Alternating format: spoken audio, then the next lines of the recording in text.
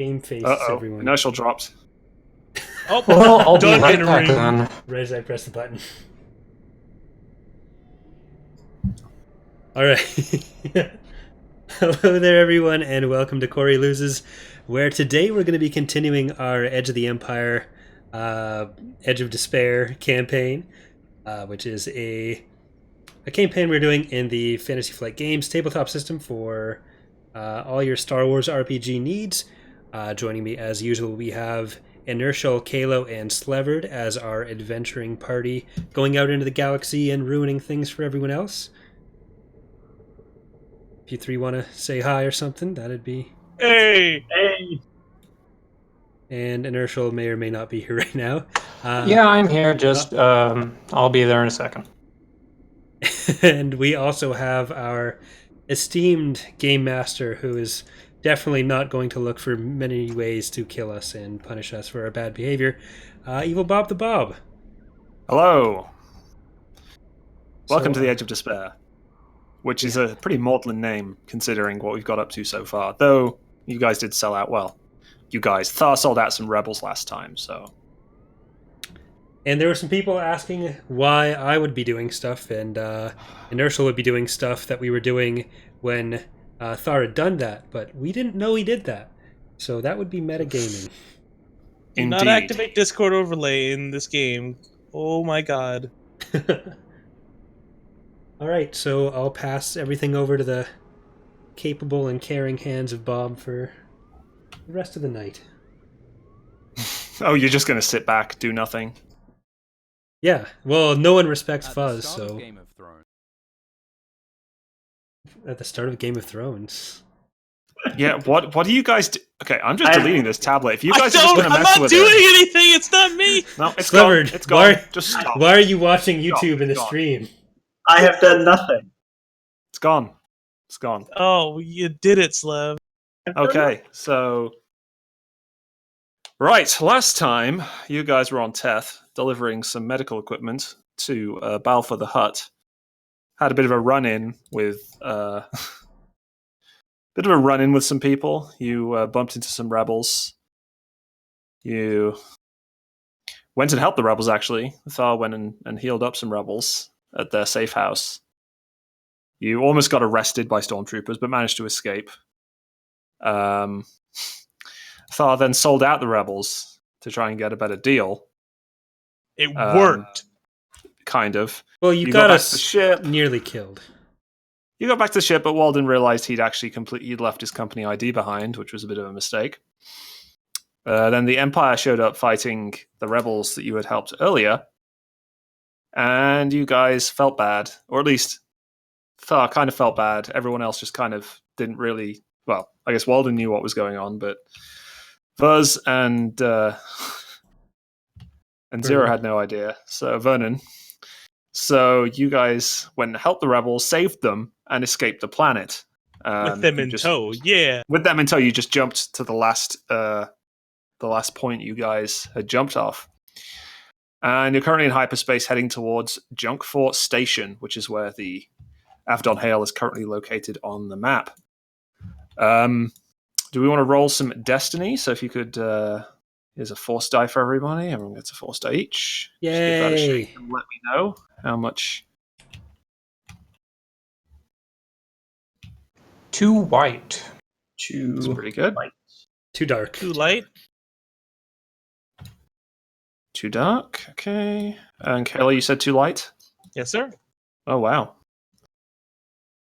And Slev? I have 2 white as well. Wow. Wow, you guys are stacking the deck. Look at that. So you guys better use these We win! 6 light side points. Hey! Alright, Yep, we've saved the 6-2 galaxy, everyone. Wesley Thank you GM. for watching. That's going to be it for the campaign. If only. So you're in hyperspace. You've all recovered all your strain. You had a nice... Basically, it takes you about a day to reach Junkfort Station, so you've had a bit of a nice rest. Thar, how have you handled these rebels being on the ship? I've just been sitting sullen by a table, kind of quiet the whole time. Okay, you've been trying to pretend you're not there. It's more like moping kind of thing. Sitting quietly in his room, making no noise and pretending he doesn't exist. Yeah. The human customs officer who's also a rebel, he's been helping his Rhodian friend and generally been pretty chummy with everybody. Really, being very thankful. He's pretty happy to go to Junkfort Station. It's kind of a shadow porty kind of place where smugglers drop people off, and there's like shipyards and stuff there. And he's quite happy to be. Him and his compatriot are quite happy to be dropped off there to find their own way back to Teth. They would appreciate. He intimates that he'd appreciate some monetary support if you were able to give it to him. And he is aware that you were selling some medical equipment, so he expects you to have some money. So are any of you willing to give this guy some money, or you're just going to kick him out into the cold? I don't think I can afford any money right now. We didn't really get paid very much. The rebel shrugs and says, "Oh, fair enough. I mean, you don't really seem to have any pockets, so I'm not sure where you'd keep your credits anyway." Yeah, I'm not wearing pants at all. We know. You don't have to state it. Guys, did you know I wasn't wearing pants? Now I do.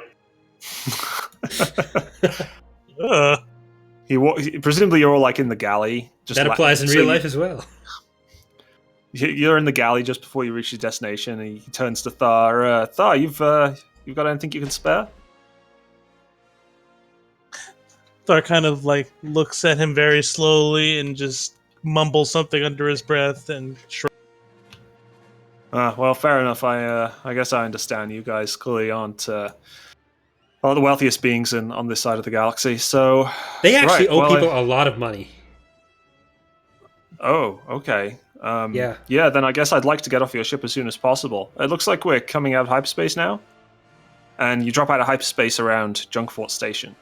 The station itself is kind of a rickety collection of old commercial and military star bases, all just kind of hooked up together with walkways and tubes and cables. There are a lot of light freighters going to and from, a few larger freighters as well. You get hailed by actually a droid. This is the Athagam Medtech Bay. Avdon Hale, you are registered as having a berth at this facility. Would you like to land? Yes, we would like to land. Okay, you pull yourself in, follow the landing coordinates into one of the slightly less beat-up star bases on one side of the station into a reasonably well-appointed docking bay. It looks pretty empty. There are a few crates lying around that look empty, and there's just a blast door into the rest of the facility. The rebels say, "Well, thanks very much for saving our lives. Hopefully we're going to get back to Teth and continue our work there, ousting the Empire. If you guys ever want to help us, you know where to find us." We do. Make sure to exchange comlink information so that if they need to call us long range, they can. Yeah. So, Human salutes you, and he helps his still slightly limping Rhodian friend off the Avdon Hale and into the bustling spaceport of Junkfort Station. Have fun storming the Death Star. Whatever that is, we don't know. Oh, good. I mean, you've heard about the destruction of the Death Star. The destruction of the Death Star is kind of like, it's not super well publicized, but there's been suggestions that a large starbase of some kind has been destroyed by the rebels relatively recently, and that's why the Empire has been on slightly higher alert than normal. Presumably you guys are just kind of chilling in your ship for now. Yep. And as you are, you get a ping on the comm. It's Athacam again. Okay, I'll accept the call. Okay, the woman on the other end is the same one who had informed you about your ID being a bit of a problem. Walden, you again. Well, look, you're the only ones nearby in the area, so if you're interested in clearing this whole ID situation up, we've got a bit of a job for you. Passenger transport. Do you have any more information on that other than just... Oh, of course, yeah, I was just making sure you were interested. So, Chief Purchasing Officer has a daughter, and he needs to get her to Byblos. She's going to be starting schooling there or something, and he needs a private transport to get her there. Now, we don't have many in the area at the moment. They're on Saphalor in the corporate sector, and you guys happen to be the nearest. So We're willing to overlook the little ID problem and get you a new one if you're willing to enact this mission. I'm assuming we're all within earshot of this. Yeah. I mean, it's like going through. It can be piped through the ship if you like, or you're all in the cockpit, or it's in the galley, or whatever. I'm gonna ask her to just hold 1 sec and ask the other crewmates. What do you guys think? I want to know more about who we're holding. I'm gonna say that specifically, so everyone can, besides her, obviously. Yeah, I've turned off comms right now. Well, I think we need to do something to resolve your ID, because otherwise we're not going to be able to get many places. They're going to come after us. The ID is a problem, yes. I am in favor. Well, Okay. thing is, you can store a lot of things in people. We should ask for more detail about this person. She doesn't sound dangerous. I'm gonna call. I'll open up the comm again and ask: Are we bringing anything illicit with them, or is it just the? Oh no, nothing illicit. It's just going to be the girl and her belongings, so she can get to school. That's all. But if we were to get boarded, what sort of response would it elicit? I would hope that if you're boarded, you would comply with all relevant legal requirements. I mean, I don't see any problem with transporting a single passenger. So we're not going to get in trouble? We just got shot at a lot. I'm gonna turn off the comms right now. I think we're all good to go. And I'll turn over to Buzz. It's like, are you ready to go on an adventure? Yeah, but why are you talking to me like that? I just want you to get excited. You? I'm always excited. What was that, inertial? Isn't that how everybody talks to you? I can disassemble you whenever I want. Oh, man. Now that's what I call a threat. All right, crew, we can only have so much sass going around. I'm going to open up the comms and I'll say, well, we accept the job. Just give us the information where we need to land and pick up. Excellent. Yeah, just head to our. We've got an office on Sapphire where the CPO is currently stationed. Thanks very much for doing this, Walden. I realize it's short notice, and hopefully we can clear up this little identification business that we have going on here. Yes, I appreciate you sticking your neck out for me. Yeah, I think I'm out. While that was happening, I was coughing up a fur ball, by the way. Oh, that's great, okay. man. What, you clean yourself by licking yourself? That's what that implies. It's called backstory. There's a shower on the ship, you know. Unless you block up the drain every time. Oh, disgusting! All right, maybe we don't need to get into the nitty-gritty of the personal hygiene of our characters. Never mind. Maybe not. So anyway, you're on. You all have a little bit of money. You're on Jugport Station, where you can buy pretty much everything. The time frame for this transport, she sends you some more details. You're expected to get there over in the next couple of days, and you expect to get to Sapphire. It'll only take you a day or so. You're not that far from the corporate sector, and there are some major hyperlanes you can take. So, quick question: yes? The last session, I know we had strain. Did we keep that? No, so because you've had a full day of rest, all strain is recovered. Basically, cool. a full night's rest recovers all of your strain and one wound. So that's how that works. A full night's rest only gives you one wound back? Yes, but it recovers all your strain. If you want to recover more wounds, you need medical attention usually. I'm gonna try to find a shop, like a general weapon shop. Is You want to find a weapon? What kind of weapon are you looking for? Brass knuckles, I guess. You want some brass knuckles? Okay. So this is exactly the kind of place where you might find brass knuckles. So let's just have a quick look at the rarity of that. Pretty low rarity, if I recall. Yeah, they're pretty common. So I can't imagine there'll be too much of a premium. And if you can make brass knuckles.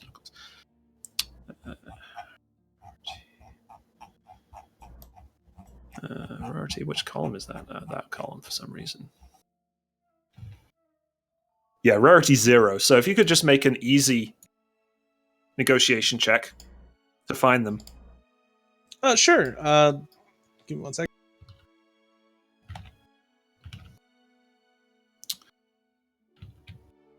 Okay, yeah, so it was what I thought it was. Just don't want them rolling incorrectly. Mm-hmm. And easy is 1 dice, correct? Yep, just 1 difficulty. That is 2 advantage. Okay, so I'm going to say you don't find brass knuckles per se, but you can find a similar kind of weapon. So, for example, there are a bunch of brawl weapons. Do you want me to go through a few? Sure. That are similarly. So there's shock gloves, which are quite low rarity. I would say shock gloves are what you find, probably. So yeah, let's go with shock gloves. What about aluminum knuckles? Oh yeah, I mean you can find some. Aluminum. All right, sorry. Okay, so how much do they want for them? The shock gloves. The shock gloves, they're looking at 300 credits. Okay. I'm gonna ask them if they would take my gaffy stick or snap baton for a price reduction, or just credit per. Sure, they're willing to take the price down if you give them both weapons. They're willing to take the price down to 150. Okay, sure. So if you trade in your gaffy stick and snap baton, they'll give you the shock gloves for 150. Did I do a negotiation roll for 75? Well, technically, so Alright. Thar's the one doing the purchasing, Gotcha. so he's done the negotiation roll. So that's that. So yeah, so you purchasing the shock gloves then? Yes, sir. And I'm gonna Okay. give them the stuff. So for reference, shock gloves have no plus to the damage, crit 5, but they have stun 3. So they will stun a target. So they deal 3 stun damage. Basically, they deal strain. Okay, when cool. you hit with them, they deal 3 stun damage. I mean, that's more what I was looking for anyway. So thank you. Okay, there you go. So those 2 advantage worked out pretty well for you then. So yeah, so when you slap people with these shock gloves on, you'll slightly shock them, and gotta give them the BAP. Yeah. You guys may think aluminum can't deal damage, but I think aluminum can. Oh. I really hope that was out of game. Otherwise, Buzz is taking a strain. No, that was out of Doing game. it again. I think Buzz is taking a strain anyway. Yeah. I think we should be able to flip another destiny point over to light side for my amazing. No. So, since we have another day here, I probably want to just get as much money out of this trip as I can. I'm going to look around and see if there's any other jobs that would take me to the same location that I may transport other goods. Awesome. So the easy way to do that, there's a thing called carousing. So what you do as a party, you head off to the cantina. Bob literally just heads off. That's how it sounded. I was leaning down to grab the book to remind myself of the particular... Because there's a nice simple roll you get to do, which is, of course, not indexed, because this book is really bad at indexing. It's just... You hear me, FFG? Your book is really badly indexed. I'm sure they're watching fair. right now. It's fair. Yeah, they better be watching right now. All this work we're doing. Cortoses 151, knuckles. 151, I think. 151. Oh, you've got Control F on the PDF, have you? Yes, I do. Ah, yes, here we are. So what you can do is you can head to a cantina, you can carouse and spend your credits on drinks, gambling, fine food, and information. So you can make a charm check. So I can expect you probably want to spend on here. It's pretty easy to find jobs here. So for about 50 credits and an average charm check, I think. And then because the entire crew's going to be there, they can give you a boost, Walden. And we can see if there are any other jobs around. I believe Walden has pretty decent charms, so. Okay, if anybody has skill in charm. I don't believe any of you Not charming even in any remotely. way I am. I have in the game. I think that should be it. one rank in charm. Who's spending 50 credits? If not, I will. If no one else is going to. Okay, I guess I'm spending 50 credits. I'm sorry. How many do you have? Money. You're the one getting the drinks.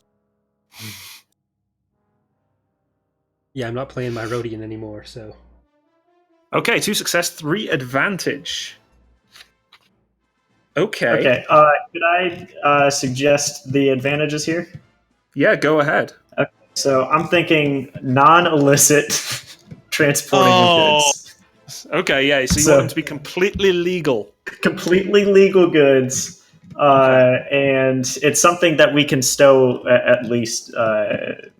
It's something that we can like easily carry without any Sure. like So need you for. bump into a reasonably well-dressed Twi'lek, who looks kind of out of Reasonably. place. Looks kind of out of place in this place. Everyone else is like wearing classic Star Wars smuggler's gear, flight suits, all that kind of thing, like sport jackets, all that kind of thing. They're just relaxing in the cantina, laughing, drinking. There's a bunch of aliens there.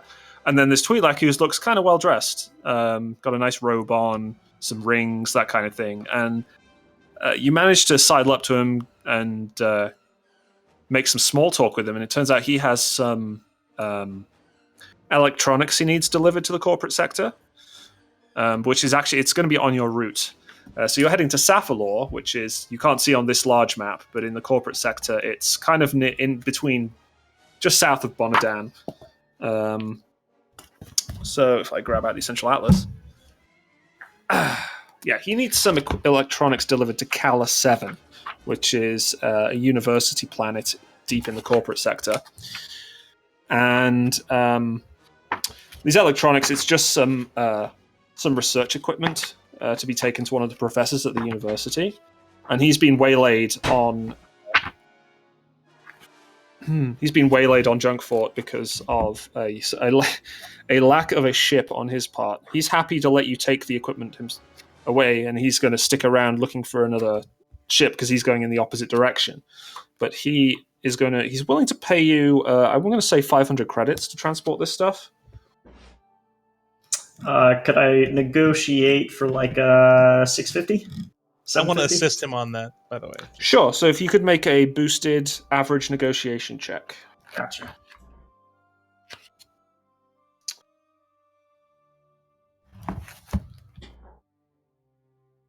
Let me make sure that's correct. No, that's incorrect. Okay, I need that. There we go. That should be it. Okay. Let's go.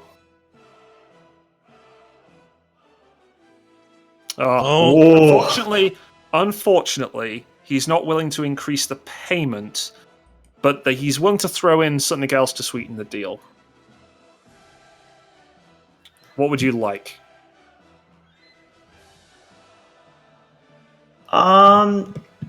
Let's see if he could perhaps call ahead, put in a good word for me when we're going over there to perhaps get some more jobs when we arrive. Yeah, right. Yeah, he's like, oh, sure. Yeah, I'll make note of your name. Your what is your name? Walden. With the Walden, and your ship, the Avedon Hale. Yes, I'll make a note. Also, yes, take this with you, and he hands you a little data chit. This should get you past the customs at Kala 7 without any difficulty. I appreciate that. It's one of my ID chits. Don't lose it, or I'll be in some trouble. But We've actually I'm lost afraid one I of don't those have any more before. credits on me. But this is what you can use. Is it okay if we hand it off to the person we're handing off the electronic equipment to? Of course, yes, that would be perfect. Thank you very much. Okay. So you head back after your day of chilling out, drinking, buying weapons. Is there anything anyone else wants to do? Well, during we're this doing day? that whole day. I would just like to see if there's like need for some type of on-call doctor for any amount of like credits at all. If not, like I like whatever. Do I need to make a roll for that? Let's go with a perception check. You're looking around for people who seem injured. Sure. So let's make a hard perception check, because people here they're not Trying to really, make it well known. Yeah, they're not going to walk around with giant blaster wounds and be like, "Save me!" Yeah. Because this is a I pretty gotcha. hard Scrabble place. So that's a hard. So it's 3 difficulty. So let's give that a roll. And let's see. Oh, Yeah, unfortunately, you don't find anyone injured you don't find anyone who's looking for medical assistance. In fact, your With search the goes one so advantage, poorly, though- you hit your leg on a table and injure yourself. No, for one advantage, you find a 10 credit chit on the floor. Hey, Pity points. that's exactly Yeah. what that was. That's what advantage are for. Pity points. It's great. So there's some 10 credits. Vuz and Vernon, is there anything you want to do on Jugfort? I would like to raise an issue with the party. Since we docked at the last planet at Teth, and then we started shooting Imperials, should we consider maybe changing the transponder codes on the ship? You know what? That's a great idea. Why don't you go ahead and do that? Okay. I think I'm capable of doing that. If only there were some sort of god around to tell me if I were able to go through the process to do that. So, changing transponder codes.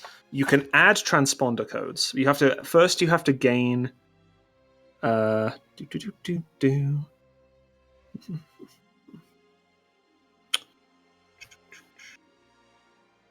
So your options are there are a couple of things you know how to do. You know that you can do. You can either get existing transponder codes from the Bureau of Ships and Services and find a ship that approximately matches yours and copy it so that you fake your transponder code. So then that's like the safest way in terms of getting past customs and stuff without being suspicious. However, it's also expensive. You have to find a Bureau of Ships and Services office, and quite difficult because you have to access your transponder computer and erase and then copy in the new transponder code.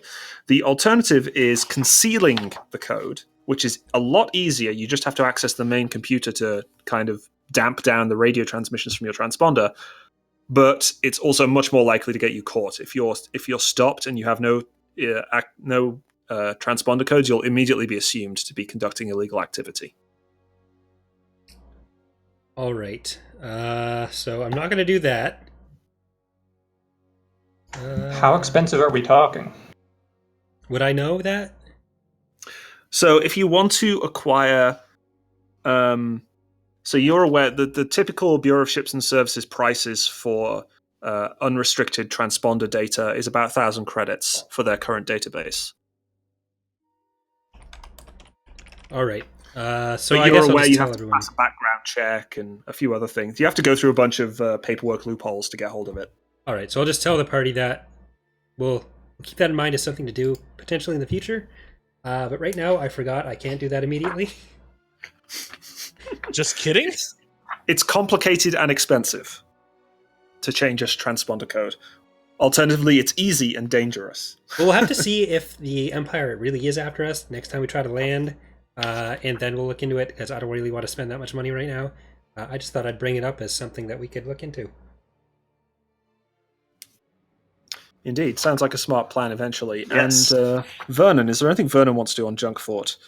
There are a lot of people selling things like droid parts and upgrade kits. There's loads of shops here, and there's ship modification places which advertise adding, concealed compartments to your ship, that kind of thing. Well, I don't think I have enough money for any of that, so It's all could quite I expensive. Yeah. Could I look for less than legal trading opportunities going to the same place we are already going? Okay, so you're going to... While Walden's good. out desperately trying to find nice safe options, you're going to look for some less safe options. Exactly. Could you make an average streetwise check? Average is 2, right? Yes. So you're going off on your own to do this, I think, on your own volition of it. Now, unfortunately, no one really trusts a droid to to give the droid illegal dealing. You go around saying, "Oh, I'm with the Avedon Hale," and they're just like, "No, sorry, not interested." But I'm so good at it. You seem too shifty, even for you're a shifty droid. The bug eyes squick out the humans. It's unfortunate. Okay. The protocol whirs in sadness. So you need to make your way off to the corporate sector now. Thankfully, because you were birthed at the Athacam berth, there were no docking fees here at Junkfort, so that's nice for you guys. But to make your journey to Sapphire by way of Kala, you will need to make an astrogation check. Astrogation is an intelligence-based skill, an intellect-based skill, so... Okay. Make that check. I can do that if there is a co-pilot that could boost me with that. I think I'm probably the best. I have You might 3 in piloting. Yes. You would. Yeah, you would. So remember, astrogation is intellect-based. Yes. Intellect. No, not I piloting. have 4 in astrogation and intellect is 4. So Cool, I should buddy. probably do that. 4 green and a bunch of intellect. I might be good as well. Yeah, so Yeah. Remember, so that 4 green is your roll. So you have no. So it looks like nobody has any skill points in astrogation, No. but you have. You're all pretty like inherently smart. 2 of you are anyway. So Let me try it out. So that's going to be like 4. So just 2 purple and a boost because if Walden is piloting, then he's setting it up, and you're basically saying, no, Walden, no, not that way, that way. Okay. So That's yours right there. You go ahead and roll, Corey. yeah, Feel the power. the smart one. Okay, to advantage. So, do you want to describe Vuzz's attempt at astrogating here? Because this seems like it's a not very good attempt. Well, it seems like he's going the wrong way, so I say, no, they're going over there, we're going over here. And it's very reminiscent of certain scenes from certain movies. But unfortunately, in my attempt to do this, I got distracted, and it looks like we got lost, but we did fly our ship into another 2 10-credit ships. God. So you can make it, like, even though technically you failed the check, you're going to make it there. You're just going to be a bit late. Okay? Okay, so... I'm not going to have you get lost in hyperspace, not just yet anyway. You didn't fail that hard to get lost in hyperspace. You make it there, it just takes you like an extra half a day because you take a really circuitous route through backwater hyperlanes. However, at you do that have time, 2 because of the advantages. advantages, we had a lot of extra time to clean our rooms. And Yeah. Oh, ready for the passenger. Yeah. so now the passenger's going to like us more. And be Okay, more predisposed sure. to tell us information. Sure. So the passenger's going to enjoy being on the ship just that little bit more. Yes. Okay. So you drop out of hyperspace at the first stop on your journey at Kala 7. And you're immediately hailed by corporate sector customs. He sounds kind of bored and kind of uptight. He's like, oh yes, this is corporate sector customs. Can you please identify your ship and any wares you may be carrying? Yep, this is the Abaddon Hail. I'm sending transponder codes now. We are carrying some electronics to hand off to some research. I see. Do you have any proof that you're delivering these electronics to Kala 7? Yes, I have a data chit to help prove what we're actually sending is correct. Very well. Stand by for scanning. You see it's a Marauder class corvette moving up, kind of dwarfing the Abaddon Hail. Moves up and and the computer notes that you're being scanned. And where'd Kayla go? And Give me a second.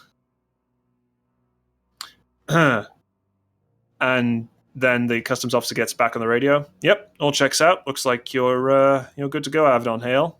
Enjoy your stay on Kala. Thank you very much. And I close comms. Okay, so we'll go ahead and fly in. I'd imagine there's probably a docking fee. Yes, so Kala 7 is a university planet. It's quite busy. There looks like some very brand new university buildings scattered around the planet. As you come in from orbit, you get a landing beacon starts pinging. Abaddon Hail, this is Kala 7 University. Please proceed to Pad 5. And so you're directed down to Pad 5. And a little Chadra fan comes out to greet you and starts squeaking excitedly. A what? So do I. Chadra fan. It's a small bat-like creature Oh, okay. So if you know the one in the cantina in Mos Eisley that's like really short and just drinks the drink, it looks like a vampire bat basically, but without the wings. They're very short and cute. And this one doesn't speak basic. So Do any of us understand him at all? If you want, you can make a knowledge xenology check, an average knowledge xenology check to see if you understand the language. Sure. I can probably try to boost that. So I'm basically trying to wave around it, trying to figure out exactly what he's trying to say. From gestures and the Yeah. squeaking, and he's trying to think, have I heard any bat-like creatures recently? You know, that kind of thing. Okay. And that's 2? I'm sorry, Yeah. I don't remember what you said. Average. Because Chadrafan are reasonably common in the galaxy, and it's the kind of thing you might know about. And you definitely do. He's squeaking about how excited he is that you finally arrived with his parts. He's been looking forward to them for a while now, and he really needs them to get his research done. This is a scientist Chadrafan that's very happy. I'm gonna just delivered.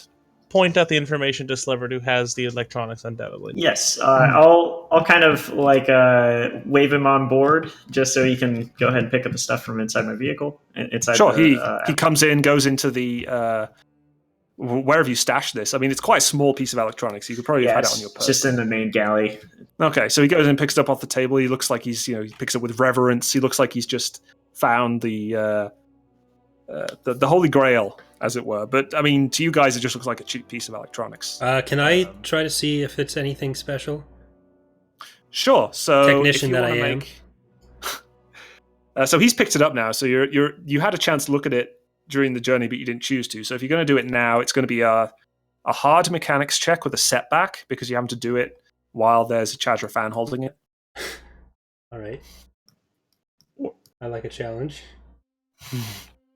What's your mechanics? 2 proficiency, 2 ability, and 1 weird thing that looks like a pill. It's the Is red it black minus? with a line through it? Yes. Oh, that means you remove the setback. That's one of your talents, I believe. Yeah. So there you go. You remove setback from mechanics checks. All right.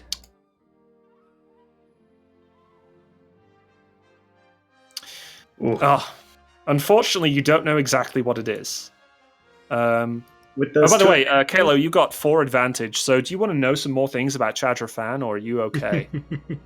I want to know, like, if he would, like, just in general, if he's, like, well, if he's, like, in good working order, is he, like, strained from whatever research he's doing? He seems quite happy and just generally jubilant that you've come to him with such an important thing to continue his research. He starts mumbling on about hyperspace and stuff, and he's pretty happy. Okay. So with mine, even though I don't know what it is exactly, would I be able to know if it looks like a droid part or a ship part or anything like that? It looks like something that might have come out of a hyperdrive. Okay. Could I perhaps ask him God. if we could be a test vehicle for a test ship for whatever you're building? So I assume Thar translates that, Yeah. and he says, "Well, I mean, perhaps, maybe. I'm not sure. It's quite complex. I don't know if you'd understand. It's a very difficult subject, and well, it's not very safe." Not very safe is my middle name. I'm gonna translate that back for him. Look. If you can come back here in a few days, a week or so, maybe I'll have a prototype ready for you to test. If you're willing. I mean, like I said, it's quite dangerous, really. Completely willing. It's all We for were your hoping research. to get some. Yes, I mean, we were hoping to get some humans to test it or something. Oh, They always seem willing to do dumb things. They're not the only ones. We've done a That's lot not of very dumb well. things. If you come back to Kala and visit me again at this department, I'm sure we can work something out. He seems pretty excited that you guys are interested in his research. Could I ask for just like the abstract of his research so that Vuz could kind of decrypt it a little bit? Vuz may have a bit more understanding than what I do of the mechanics. Of course, if you're interested, I have... and he starts rummaging around, and he's wearing like a Star Warsy lab coat, so it's got like silly buttons on it and stuff. And he rummages around, pulls out a data pad, and he passes it to Thar and says, here you go. This is some of my latest work. I hope you find it interesting. Why, thank you! And I'm going to hand it to my compatriot. Vuz, a quick glance that? at the abstract. Yeah. A quick glance at the abstract suggests that it's something to do with a new kind of hyperdrive that will enable faster travel. Guys, this is something to do with a new kind of hyperdrive that will enable faster travel. That sounds great. So I will kindly escort him out and wish him well, and make sure to hand off the data chit as well to him. He says, thank you. Yes, my colleague will be very happy to have this back. I hope to see him soon. Goodbye. I hope to see you soon as well. Bye. Guys, I think we just became adjunct professors. So you got 500 credits, which is about, adjunct professor pay. No commentary on any educational systems here at all on Edge of Despair. I don't think we know the exchange rate. So you're ready to head off to Saphalor and pick up your passenger. You've already got that part of the jump calculated as part of the roll, so take off from Kala. I'm going to bump my I'm gonna Tatooine friend. Yeah, I'm going to cut the credits right now, 100 for all you guys and 200 for me since I found it. I also have no money right now, so... Ooh. Okay, so is everybody going to accept that? Yeah, I'm good. Yeah, that's fine. Okay. All very amiable so far. It might be different when it's like 10,000 credits. We'll see. So, you head off to Saphalor. Saphalor is not too far from Kala. It only takes you a few hours in hyperspace. Dropping out, you can see it's quite a hilly, forested world with a few seas. And you're given a hail from the Athakam office, which is located in Lorak, the capital. An automated system guides you down to a landing pad, and you rattle your way down and clank loudly onto the landing pad. The office is it's a relatively small affair. It's a typical kind of Star Wars corporate building, so compared to the buildings around it, looks relatively shiny and tower-like and kind of rounded in weird places that probably shouldn't be rounded. 1950s architecture, but Star Wars. As you land, what looks to be an Athgam secretary comes out to greet you. And she kind of stands, a human female, she stands expectantly on the landing pad, waiting for you guys to come down from the boarding ramp. Gotta hustle and bustle out of the ship. Hey there. Hello, you must be the crew of the Avedon Hail. She starts, as you all come out of the ship, and you're all like a group of a droid, a Solonian, a Klatooinian, and an Ithorian. Her face starts to fall slowly. Oh no, it's racist. Man. Is this somebody Thar or I would know, or you don't recognize her, but she's wearing a typical Athakam medtech uniform. It looks kind of like a halfway between a Star Wars kind of suit and a Star Wars kind of medical. Like everyone wears kind of slight like medical type gear, even if they're not actually doctors. It's for the brand. Yeah, it's for the brand. Yeah, definitely. She says, so Mott Fietin will see you now. He's just waiting in the antechamber off the landing pad. If you could follow me, please. And her heels click along the landing ramp as she guides you to the antechamber. As you get in, you can see there's like a few crates piled up and some baggage and various kinds of like equipment and things piled up in one corner.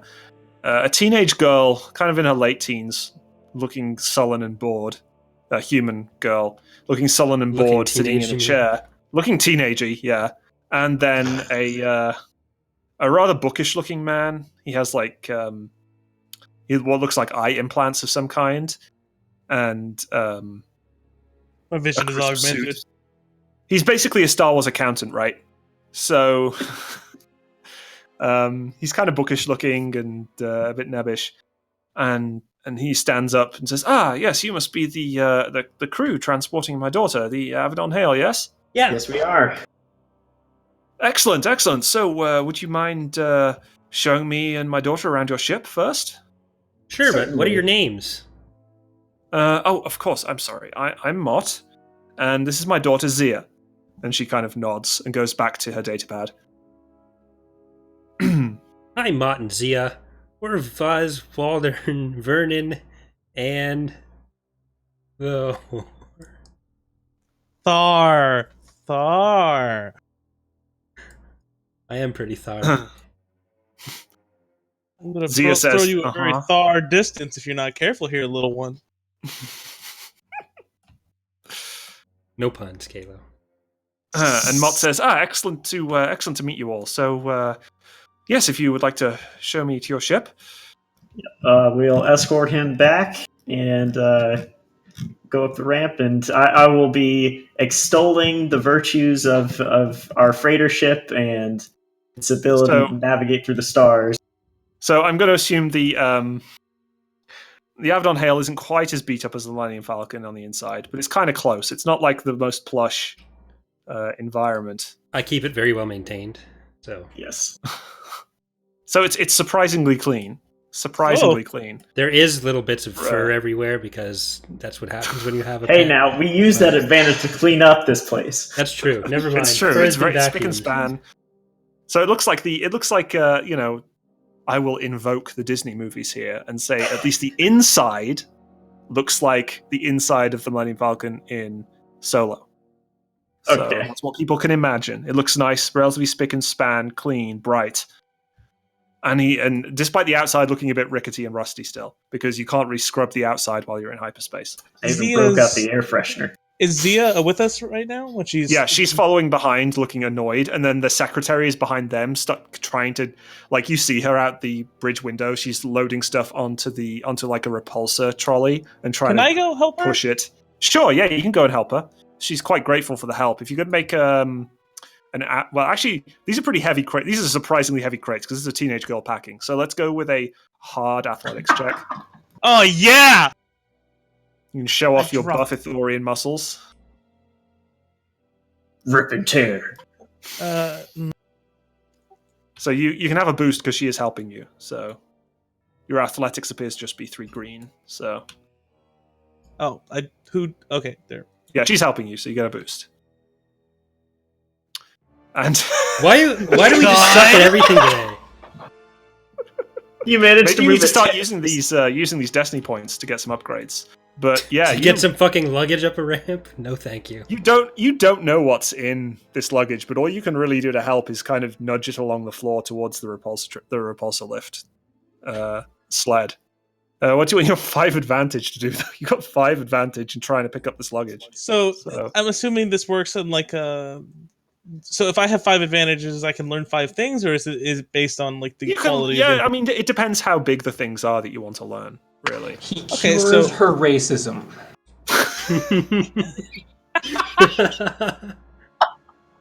Okay, so based on how like heavy it is this like something to be hidden, or is it just like a ton of small things inside of a big box? It seems like there's stuff like there's some computer equipment, there's a lot of clothes, there's maybe some furniture. It seems like enough to furnish a small house, basically. Enough equipment and stuff to furnish a small house.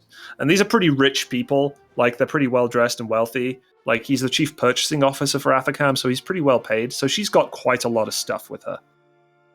Okay. And I'm gonna like while we're like pushing it along, I'm gonna ask her and be like, so is there anything I need to this is not Zia, correct? No, this is just the secretary. This Okay, is just Mott. making This is just sure. Mott's secretary. I'm gonna ask her name and then in the same sentence be like, hey, is there anything we should know not to do around this Zia? She said, "Oh, I'm Thea. Yeah, thank you for asking. Not many employees of Athacam bother asking. Anyway, Zia, she's well, as you've seen, she's not very happy to be going to school on Byblos, but it's her family's home, and it's where her father wants her to go. She's been a bit flighty lately, so I'd keep a close eye on her if I were you." and I'm gonna just kind of like keep it under like kind of quiet. Is there anything she's got in here that we need to be aware of? I don't think so. It should just be all of her furniture and some stuff for her studies and clothes and such. I mean, it's very heavy, obviously, but she's packed things quite tightly, I think. Okay. And I think that'll.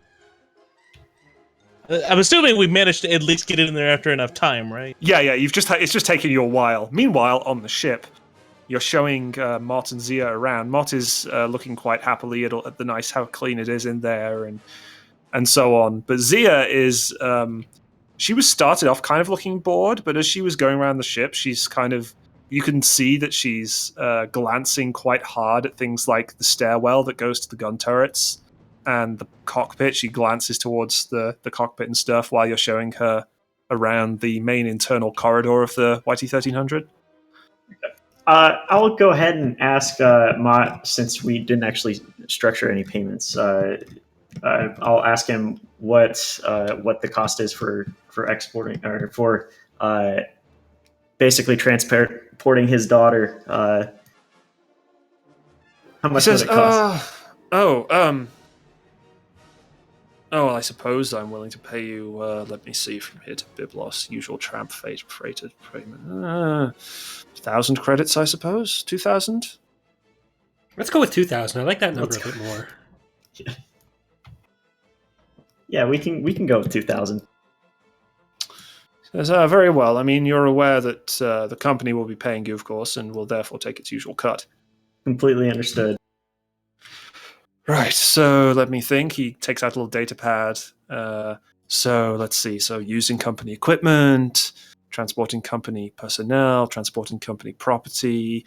So I think that will end up totaling to 500 credits for you guys. Okay. Some other questions I have are how many days do we or when is she actually due for her school? Oh well, in your ship, I'm sure you'll make it there in time. She's got, I think, a couple of weeks. So if you could get her there about a week early, so she can settle in, that would be excellent. So what are you going to be studying at Byblos School? She turns to you like she's only just noticed you because you're quite below her line of sight. She says, I'm a bit of a computer geek, I suppose. That's fun. I like playing with computers. Quick question: did he add that money to us, or is that upon delivery? He's paying you now. Okay, She's not a pizza. Sorry, Might you can. be. Well, Are you gonna tip us so- when we get there? So basically, that? what's happening here is we work for Chuck E. Cheese, and Chuck E. Cheese is paying us in Chuck E. Cheese tokens that they Pretty are much. then taking a cut of. So yeah, I just dumped a YT-1300 layout on the table so you can see. So you guys have taken around the internal corridor. You've shown us some of the berths.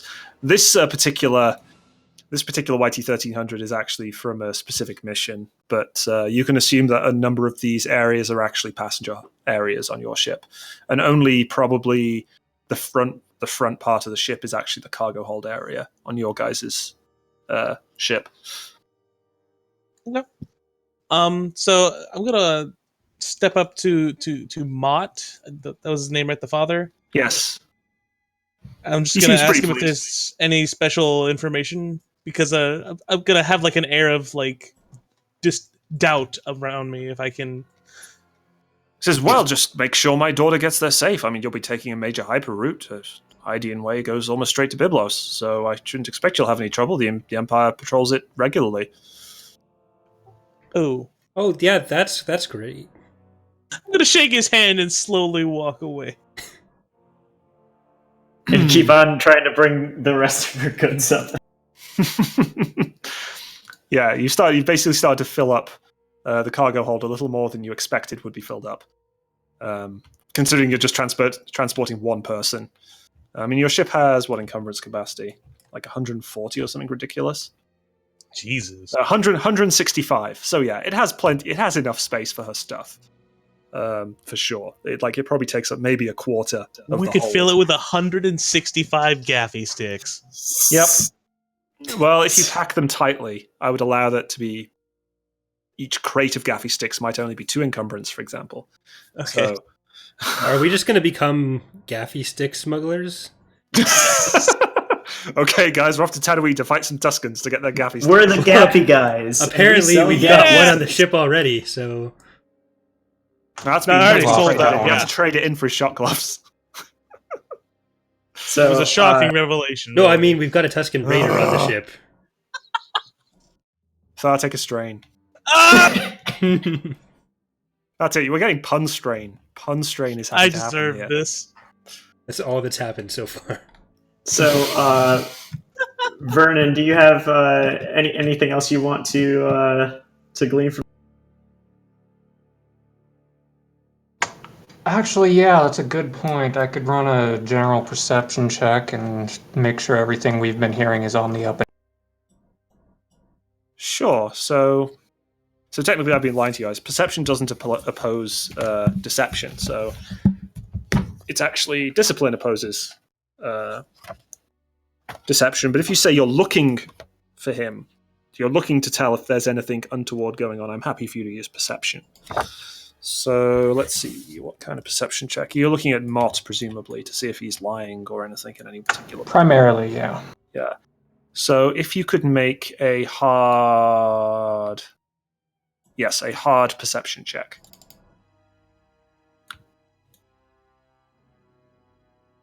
This account, it has a steely gaze. Mm-hmm. Ah, yes. So it does not appear that he's lying. He seems honestly interested in just getting his daughter to school. He seems slightly irritated with how his daughter's acting, but he's not overly concerned about you guys. He just seems quite happy, like he's happy with you guys transporting her, especially since you're Athgam employees. However, you got a threat, so he notices you looking at him, says, Droid, what's your designation? Vernon, sir. No, I mean your designation. He's 5ERO. As I thank said, you, sir, Vernon. Thank you, Verz. Well, Droid, I think I'm going to schedule you for... Yes, next time you visit an Athgam office, I think I'll have you scheduled for a little bit of a cleanup, if that's all right. I can do and that. by if that's all right, I mean it will happen. I can do that. You don't need to do that. course. I can do that. Oh, okay. Well, if you have a technician here who's certified, that's completely above board. Just make sure you send in the certification form saying that this droid has been appropriately checked over. Oh, I can do that. Excellent. Thank you, Vuz. With that, I'll motion Vern to start up the engine. Do you have anything else to say? Oh, I was just going to walk over to Vern afterwards when they're out of earshot. Like, I can do that. I'm not going to do that. Thank you, Buzz. That is appreciated. Vuz, could you actually make for that? Could you actually make an average? Oh, good. An Make a average what? stealth check. Average stealth check. Sorry, a hard stealth check. Hard stealth check. How close is he? Is he like? I said when Even they're out of his face? earshot. Out of earshot. Fine. I specifically said when they're out of earshot. Okay. So All I right. will let Mott say his last goodbye and escort him out and just reassure him, letting him know we'll make sure to get her to Biblos on time Mm-hmm. and all that. And he says, "Goodbye, Z. I'm sure you'll love Biblos. Don't forget to tell them that Mott was looking out for the Phaeton Academy." And she rolls her eyes and said, "Yeah, Dad. Whatever. You know, typical teen." Thanks, And- Dad.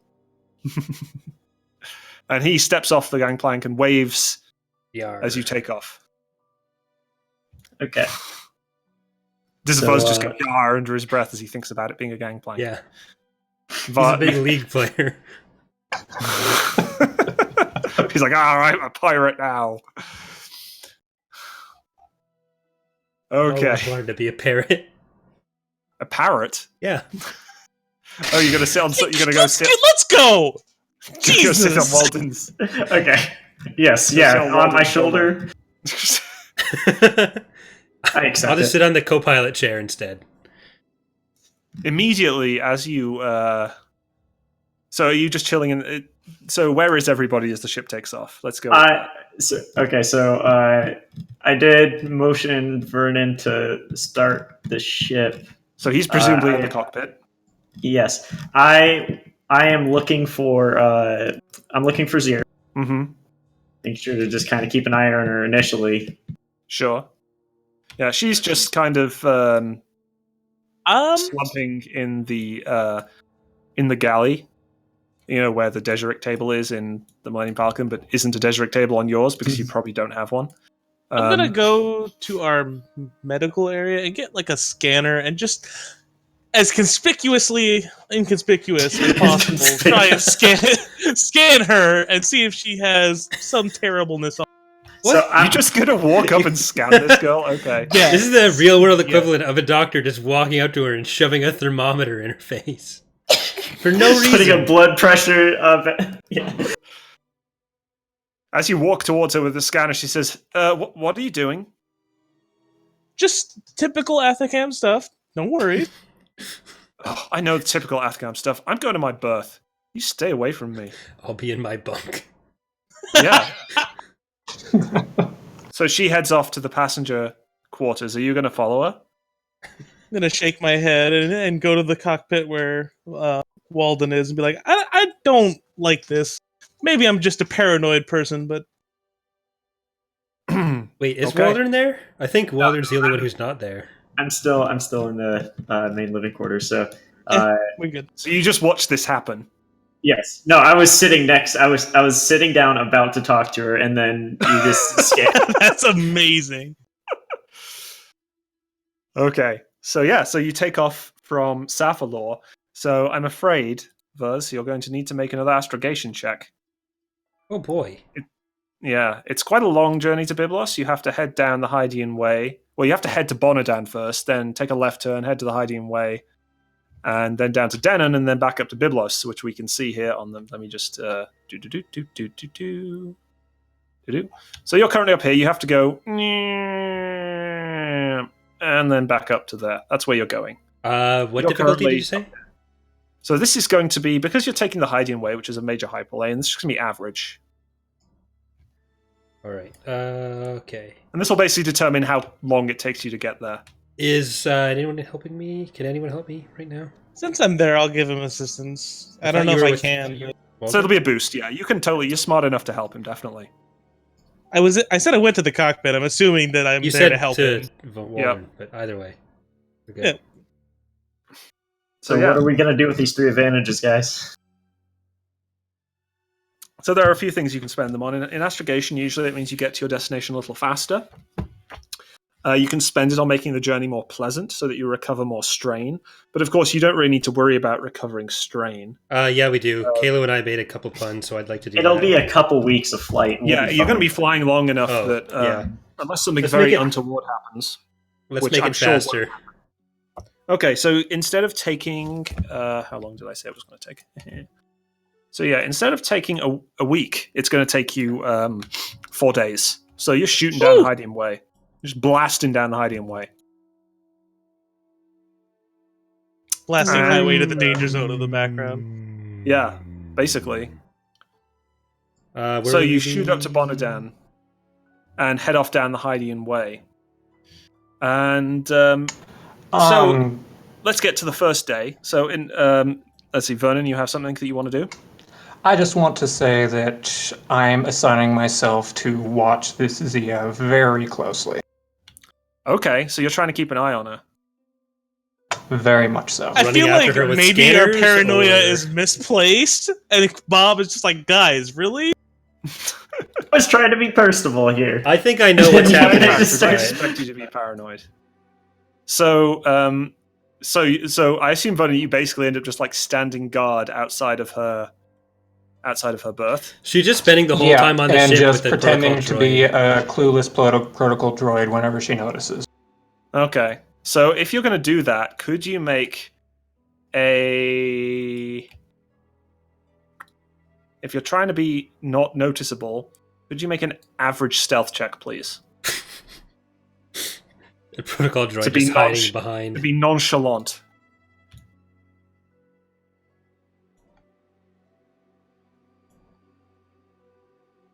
Okay. The legend Of dies. course, yeah. So she walks out of her. So the first morning after you've been in hyperspace for a night, she walks out of her bunk, and you're just standing there staring at her door, and it's really obvious. Could I use those 3 advantages to distract her right after she notices? I just want to kind of show her around, maybe put her up in the turret, and just kind of like move around and stuff like that with the weapons disabled. That Just sounds kinda- good, yeah. Just Okay. to try to salvage this. So she gets out. She says, "Droid, what are you doing? Why are you outside my room?" And then Walden comes up and says, I'll come in and I'll explain. The droid just patrols around. He does this whenever we have passengers on. He's a little paranoid sometimes, but he'll get used to you after a while. We'll be on this trip for a little bit. When I came you'll be on the perfectly ship, fine. he did it for 4 weeks. "Huh. Bye. All right. Well, just make sure it doesn't happen Can't again, even droid?" count. She kind of gives you a Of scowl. course, ma'am. Huh? Yeah. So you're going to take her up to the gun turret, Walden? Yeah, I'm gonna make sure the weapons are disabled. I'm gonna take her Uh-huh. up to the gun turret and just ask her, like, have you ever been up in a gun turret before? I'm Oh following. my. She starts to look pretty excited. You can't fit it. You can't. You know how big that space is. You can't all fit in there. There's 3 of us. Jesus. I'm tiny. Yeah, She's I'll sitting let in the gunning Buzz. seat, right? She's sitting in the seat, and then you've got Walden hanging off the ladder, and then how's Buzz sitting? I'm sitting on Walden's head. Walden, are you going to allow this? You're going to allow him to sit I on your will head? perfectly accept this. We're trying to give her a good time right now, so we're gonna have some fun. okay. No, Oh, okay now. Anyway, she gets really excited when you get her into the gun turret. She starts swinging it around, and she turns down and looks at Vers and says, "Can I shoot this? I'd rather you I'd didn't really- shoot I'd that really- because we need the guns to not I'd blow really up. like to. I'd really like to shoot this. You're such a nice little Salonian. You seem like you'd let me do it. I mean, you're the engineer, right? It sounds like exactly the kind of thing that you'll be able to have. Just turn the guns to low power, and the next time we drop out of hyperspace, I'll just fire off a few shots, right? I don't know why they're not working. Okay, I'll run off to do that. Okay, you're not even okay. I I was going to will have run her make a roll against you, but if you're just going to accept that, then fine. Yeah. Okay. I'm going to run right after Buzz, and I'm going to do a quick scan before when we jump out of hyperspace. We'll jump out of hyperspace, make sure it's like we're out in deep space type of thing. Okay, yeah. I'll do a So scan you drop to make out- sure you- no one's around. Go ahead. You drop out in the Telos system, so that's how far you've. Well, yeah, the Telos system. So you're currently up here, and you're on the edge. You're at one of the. It's the Hydian Way. It's a major hyperspace lane, but there are set stop-off points, and you just drop out at one of the set stop-off points, which lets your hyperdrive cool down a bit, basically. Let's say, and as soon as you do, she runs up to the gun turret and starts just blasting away into space, like. She's just firing a lot more than just a few shots. After the 3rd shot, I flick it back off. I'm assuming this is just like a switch for me. Yeah, it is basically just you just disable the guns. You hear a bunch of expletives from the gunning thing, and she comes back down and says, "Hey, who turned that off? I was having fun." I did. We don't want to shoot everything. Oh, how you get but attention. Buzz, look, I was having My so inner much barbarian Can't is you just- being mad. Can't you just turn it back on and just let me fire off a few more shots? It wasn't doing any harm. It's just empty space out there. But if something comes out of that empty space and then we shoot them, there's going to be a lot of paperwork. Could you make a cool check, please? She's trying to charm you, so you're going to make a cool check against 1 red and 2 purple. Oh no. Because cool opposes charm. While this is happening, I'm going to take a fair jog to where this is going on, so that I can be present for this at the very. I would pick up Fair Destiny. jog, okay. Because he yeah, would have I'm heard Destiny the pointing. ship firing. I'm Destiny pointing. So- What would be F to flip. Since I'm here, would I help? Would I be able to assist as like to help diffuse this situation? What does that give me? You can add a boost. A boost? It upgrades, so it turns that into that. Yeah. So you have a chance of triumph. Okay, so Walden is there, glaring from behind, because he's a pretty cool guy. Oh, Not dear. that cool. Oh Ain't dear. cool enough. So, against your better judgment, Vuz, you take a strain, and you just kind of lean over to the computer and flick the switch again. And Am I present for this? She scampers back up I into think the gun. she's a Jedi! She scampers back up to the guns and starts blasting away again. What's a Jedi? A mythical being from the distant 20 years ago. Anyway, so is anyone going to go up there and try and stop her now in a different way? Okay. Go ahead. You want to try inertial? No. By all means, let's let the robot do it. It worked out the first time. Come on. No, I was going to rifle through her belongings, so go ahead. I'm gonna say you get 1 minute, and I'll get into the pilot seat and just kind of as a little extra I'll kind of like fly around just to stay in the same area, so I'm not like jumping, so we're not like flying forward still or anything like that. I'm just kind of. So you're just trying to find a very empty area of space while she fires the blaster off. Yeah, but I'll keep it flashy. I'll give a few aerial maneuvers in there, some rolls and stuff. So could you make an average piloting check then? Actually, no, make that a hard piloting check. You're trying to make it flashy. Let's make a hard piloting check. It's empty space, but you're kind of going pretty fast. And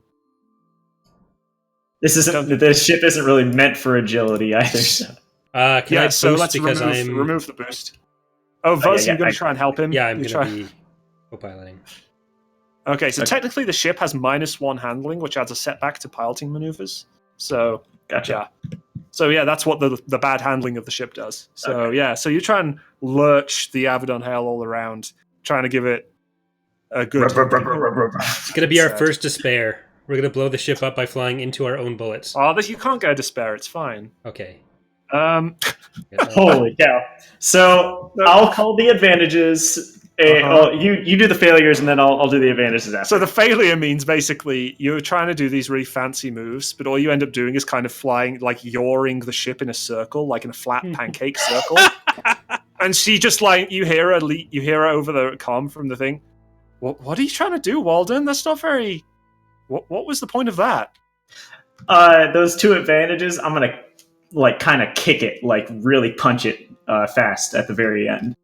Okay, and so she kind of, you hear her stumble and fall down the ladder a little bit. And says, hey, what the hell was that for? I'm gonna walk up to the ladder and be like, all right, maybe we stop this. She turns to you, I don't know, Thar, and says, oh, but Thar, look, if you let me get back up there, or if we maybe if we don't go to Byblos, maybe we go somewhere else. Maybe if we go somewhere else, I'll let you medically scan me. I'm going to attempt to just stand up real straight and say, I don't think you have the credits. Now, get back to your room now. She pulls out a 200 credit chit and says, well, what's this over here, Thar? Huh? What's this? 200 credits?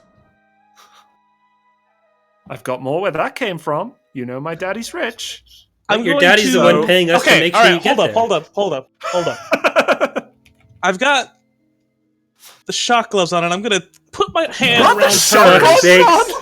I'm going to wrap my hands around them with it disabled and say, okay, you have 5 minutes, and give her a slight buzz, and then take it from her. What the...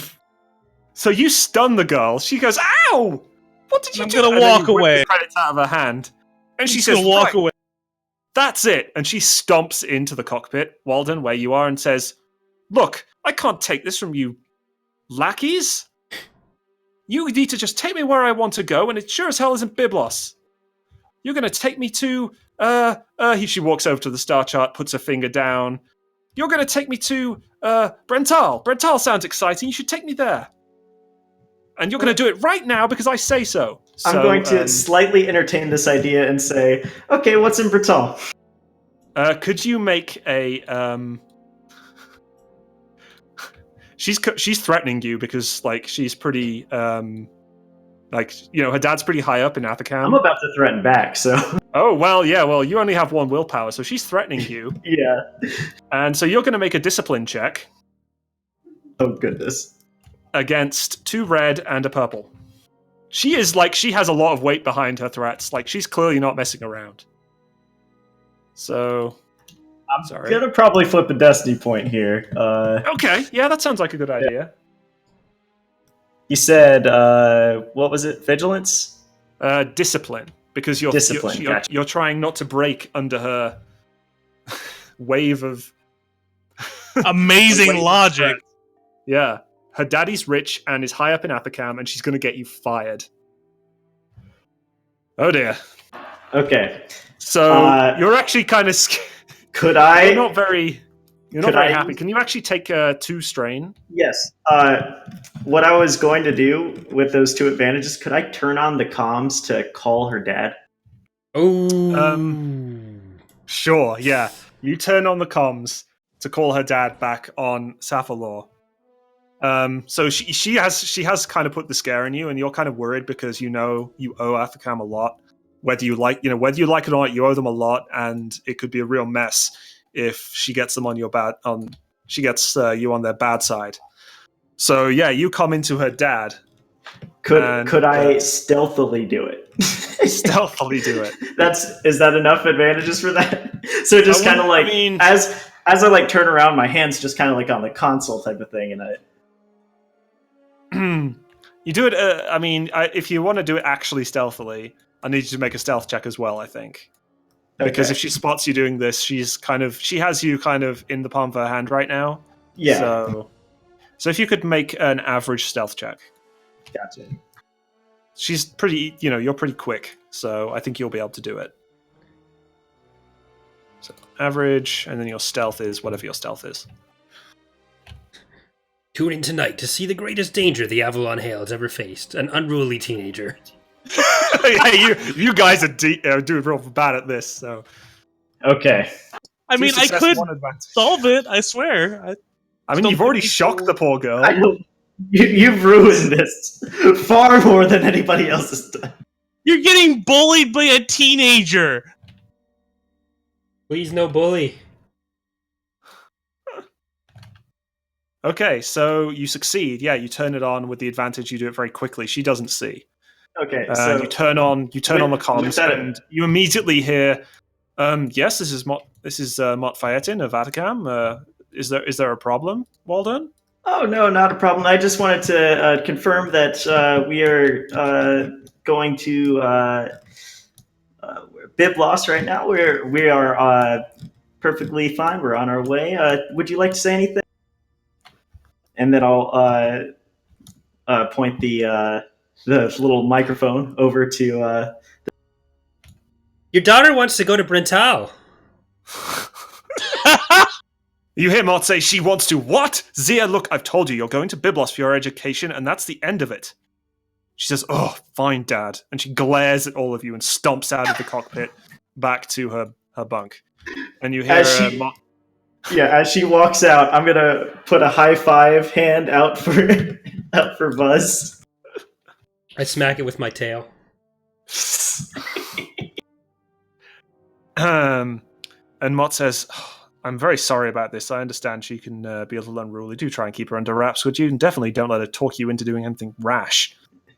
It's perfectly understandable. It's fine. My rash cleared up last week. Take another strain. Oh. Your rash didn't clear up that well. Wait, why am I at 3 strain? What was the second one from? That was from your... aluminum can was from 1. Yeah, then she charmed you, right? Oh, right, okay. And against your better judgment, and your better judgment gave you a strain. Okay. Yep. So look, just get her to Biblos, Mott out, and you let it come, and... Okay, we're going back on hyperspace now. So you head back onto your coordinate, onto your designated jump, and head towards. And you spend another day in hyperspace. Zia has remained uncharacteristically quiet. She's stayed in her bunk most of the time. Everyone can recover any strain they've accrued because you've all had actually a relaxing night's sleep. So yes, Thar, what's that? While we're doing that, can we? What check would I have to make to try and give her some like decent food while we're doing this? You want to cook her some good food. Like basically just try and make it at least somewhat enjoyable.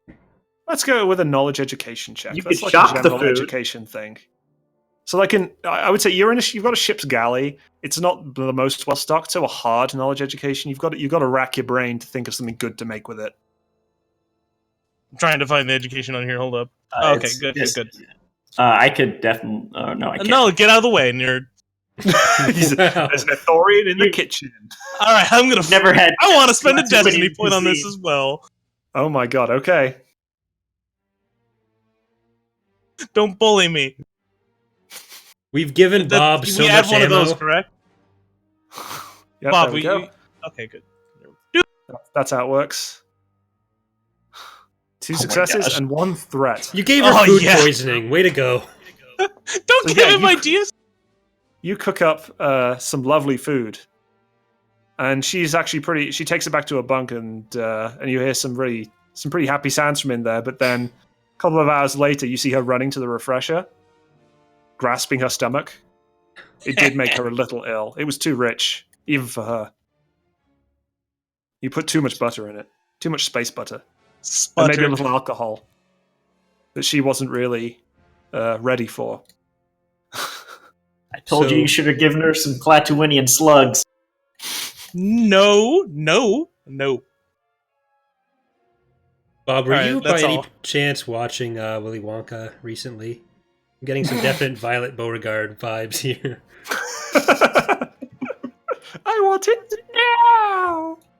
No. But Daddy, No. Also, Rafay in the chat.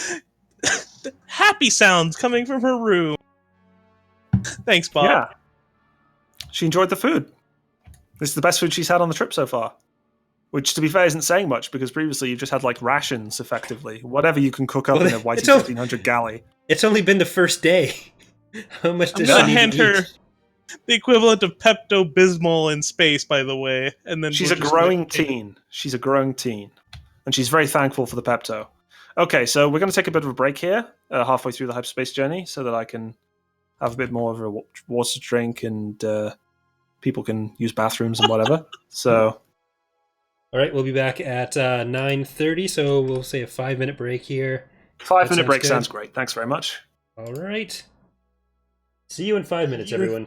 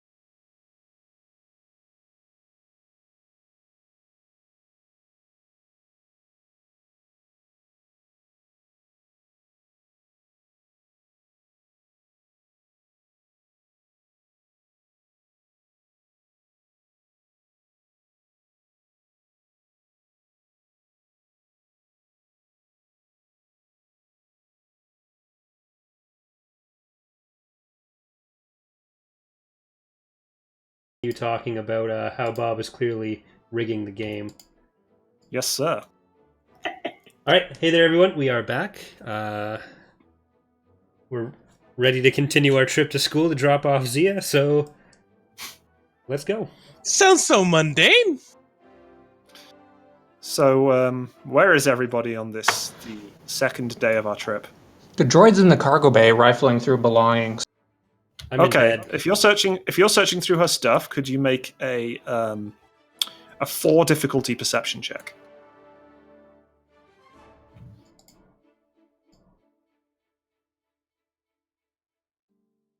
Her luggage is that big?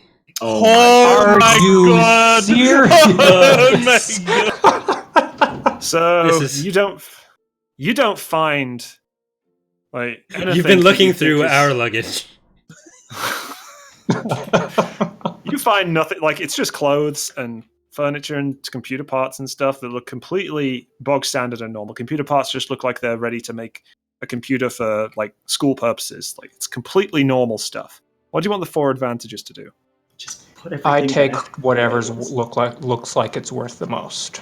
Oh my god! Holy cow! Okay, This is yeah. So awful. you take a computer core, which looks like it's probably worth about 500 credits. Could you put everything back the way it was?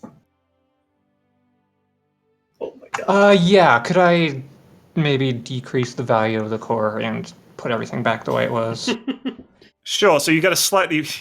The core isn't quite as good as you thought it was upon first glance. It's only worth about 300 credits, and everything's back the way it was.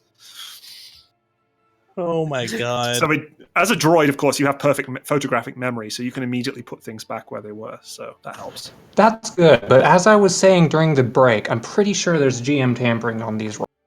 Oh yeah, definitely. So as you wander out of the cargo hold, you bump into Zia, and she says, "Oh, Vernon, isn't it? I'm really sorry I was mean to you before. It was just surprising to see you outside my door." It's No, happening. Of course, Mrs. Zia, it isn't a problem. I understand. My appearance can occasionally be startling to some people. Yes. Well, anyway, now you seem to be a droid of the world. Which one? How much sway do you have over the rest of the crew? Do you think? Oh, none whatsoever, miss. Yes.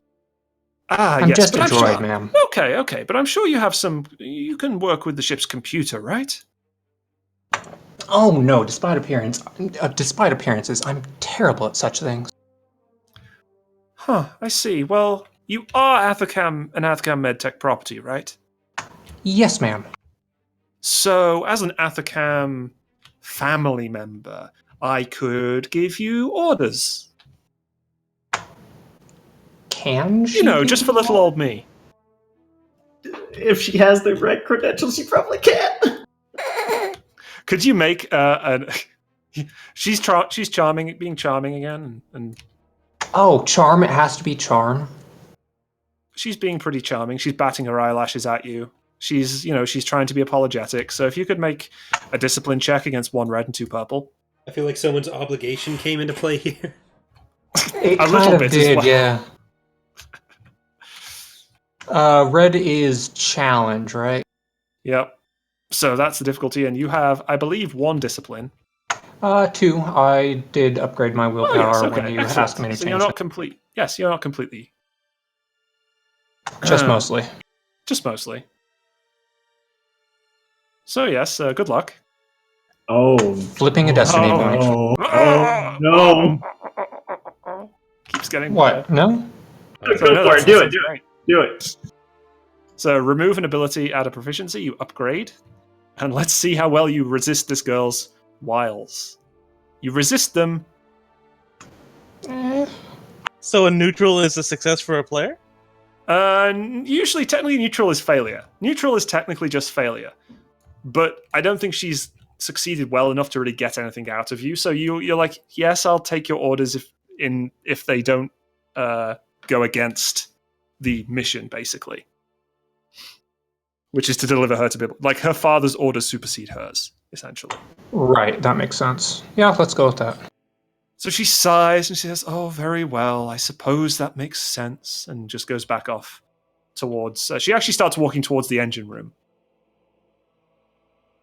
I'm going to quietly calm Vuz and tell him that she's heading towards the engine room. Why would she be going back there? I don't know. Who understands Where is teenagers? everyone spatially? I was I'm in our the bedroom. cockpit still. I was somewhere just outside the cargo bays, I guess. Yep. I'm gonna assume that I was in the cockpit just because of the amount of astrogation I've been doing. Is that a fair assumption? Yeah, that makes a reasonable assumption. You've just been checking the navicomp. Okay, All just right. making sure. Now that Vernon's told me that, I'm gonna head to the engines and see what's going on As you- back there. As you get to the engine room, you notice you stick your head in around the corner, and you can see Zia. She's actually trying to access the engineering computer. Hey Zia, what you doing? She startles and says, "Oh, hey, Vuz. I was just just having a look at how the ship works. That's all." All right. Very Learn interesting. anything? Oh yeah, I mean, over here's the hyperdrive control, and over there's the sublight control, and this shuts off the reactor. And she's What? pointing at. She's correctly pointing at these buttons. Okay, so what if we played a game where we don't press those? Oh Jesus Christ, we're all dead. Stop knocking things over, guys. Just because it's tabletop simulator doesn't mean you have to simulate an actual tabletop.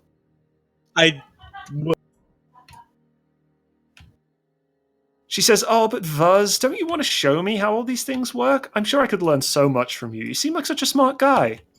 I am, but why do you need to know right now? You seem to already know most of it, so we can probably go back to where everyone else is. But what if but what if next time we drop out of hyperspace, maybe I mess with the astrogation computer or something? I don't know how the navicomp works. That could be really exciting. Yeah, but I'm really interested to learn about the ship. messing with stuff while we're trying to fly just sounds like it'd make us crash into a planet, and that's not a good idea. That'll end your trip real fast, wouldn't it, kid? You've heard that on a holovid somewhere. She says, Don't call me kid, Vuz. I'm an adult." She's Okay, like 17. so let's go talk to the other adults in the rest of the ship. And if you have any questions about it, I can show you an appropriate amount of information about how the ship works. She walks towards the engineering door and hits the close button and says, "Look, Vuz, I think you and I both know that taking me to Byblos is a terrible idea. Clearly, I won't fit in there.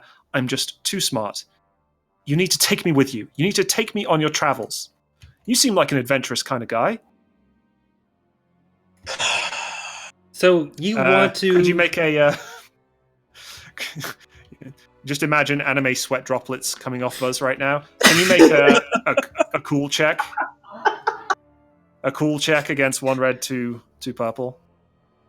Okay. And I'm actually going to upgrade it. I'm going to spend a point, give you guys a point back, so it's actually going to be against 2 red, 1 purple. Good luck. Big money. She's such a charming little girl. Guys, should I Destiny's Way this? Yes. No. Slevered? I don't know if it'll help you very much. Yeah, this isn't going to help you at all. Like, Right. Oh dear. No. Oh dear. I You take a strain. I forget what we were talking about. And against your better judgment, you start to entertain the idea that maybe this girl is pretty smart and maybe she shouldn't go to Byblos. Maybe there are better places. Maybe taking her on adventures could be fun. You don't know. She seems very persuasive. You do seem very You're very persuasive. taken with this girl. I don't think I'd go that far. She says, exactly. You see, look, I'm glad you understand, Vuz. Now, we just need to go and convince your fellow crew members. I think we should talk to Walden. I think us together, we can convince Walden about the correct course of action. I don't know. We all work for your father's company, and they kind of have to do what he says. Yes, but look, I'm my father's daughter, and I'm also part of Atacam. That's implied. So I can, yes. I can tell you where to go, and that's fine. My father can't override that very easily. He could if he found out, and then when you don't show up at school, they're going to ask questions. Why couldn't you just wait until you were done school? He's not going to then... find out, is he? He's not going to find out. We're just going to disappear off the map. Head into the Outer Rim. No one will find us there. No one cares about the Outer Rim. What do you want to do in the Outer Rim? I don't know. Go smuggling, go on adventures, become a bounty hunter. I've seen all these amazing holovids. You don't know how boring it is being the daughter of the chief purchasing officer. All right, let's go talk to Walden. And so you head up to the cockpit. I figure I was obligated to say that considering I lost the roll. Because you failed the check, yeah. So she arrives in the cockpit and says, "Hello, Walden. Me and Vuz have had a bit of a revelation about me going to Byblos, and we don't think that we should go to Byblos." I've entertained this enough. I've entertained this enough. I'm gonna calm Thar. And I'm in the cockpit. Okay. Well, calm Thar. Hey, Thar. Oh, Thar. Yeah. Oh, hi, Thar. Please escort her back to her quarters. I'm gonna just grab her by the shoulders and start scooting her along the floor. She says, "Ow, Thar, what are you doing this for? Thar, come on, Thar. I told you I'd let you scan me if you just listen to me." I'm only into other Athorians. Now come on. Oh my god. She's not hitting on you, she's just being cute. Could you make a cool check as well? Against one red I can't handle much more of this. You guys still haven't tried to make any social checks against her. You're letting her control the entire situation. But if you want to keep doing that, that's fine. We've been rolling like fucking trash regardless. Yeah. It's true. It's a challenge, right? Yeah, 1 challenge, 2 difficulty. I mean, you can see she has more dice than you guys in this, so... Again... My charm is 1 ability dice. And I know, it's brilliant. I guess I could coerce her, but I'm not that kind of... Hold on, tell me... Let's resolve this roll, Bob. What's up? Uh-huh. So, yeah, you've failed to resist... You're holding her shoulder, but she's just like looking up at you with those big eyes. And even as an Ithorian, you're just like, she looks like one of those cute little mammals pets that you had on Ethor. And you just can't bear to stop her from stopping you. Hold on. I'm going to say, all right, what do you suggest? Could you take 2 strain for the threat? Because clearly, again, you're trying to resist this. You're trying so hard to resist this. Okay. All right. Says, well, look, I just think if we just drop out of hyperspace at the next major junction and head off into the Outer Rim, my dad will never find me. It'll be fine. And then you can drop me off at a shadow port and I'll just be on my way. Or, I mean, if you like, I can stay with you guys and we can go on adventures together. You have a cool ship. Well, what if when you were done with your schooling, we said that you could join our crew? I'm going to whap Vaz on the head and say, shut up. And I'm going to look at the little girl and say, okay. But you have to understand, if you want to be someone in the Outer Rim, you have to actually be smart about it. If we just don't show up, do you really think they're not going to come looking for you? You need to come up with something that's at least convincing if you want to run away from home. What kind of... Are you trying to make a roll against her here, maybe? Negotiate? Trying to negotiate with her? Yeah, that seems like a reasonable negotiation. Could he make a... hard negotiation check? Oh. Just hard. That's 3? Yep. Or 2? 3.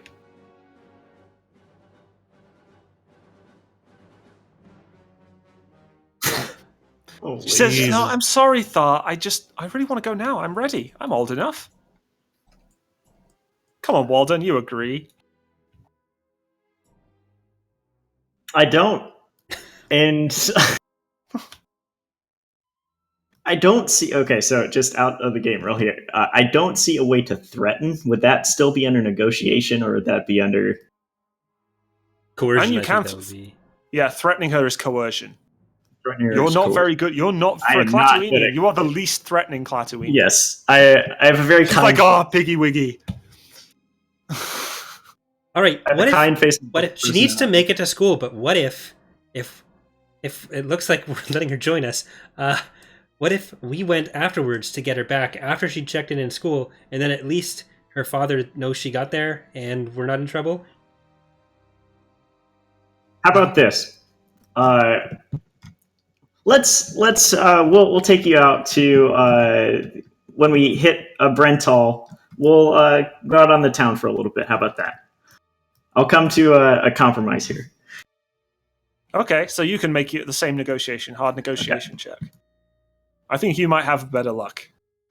I'll give you a boost because that's a pretty good offer as well. There you go. Hooray! There we go. You rolled Finally. success! She sighs and says, oh, all right, I guess that's okay. Fine.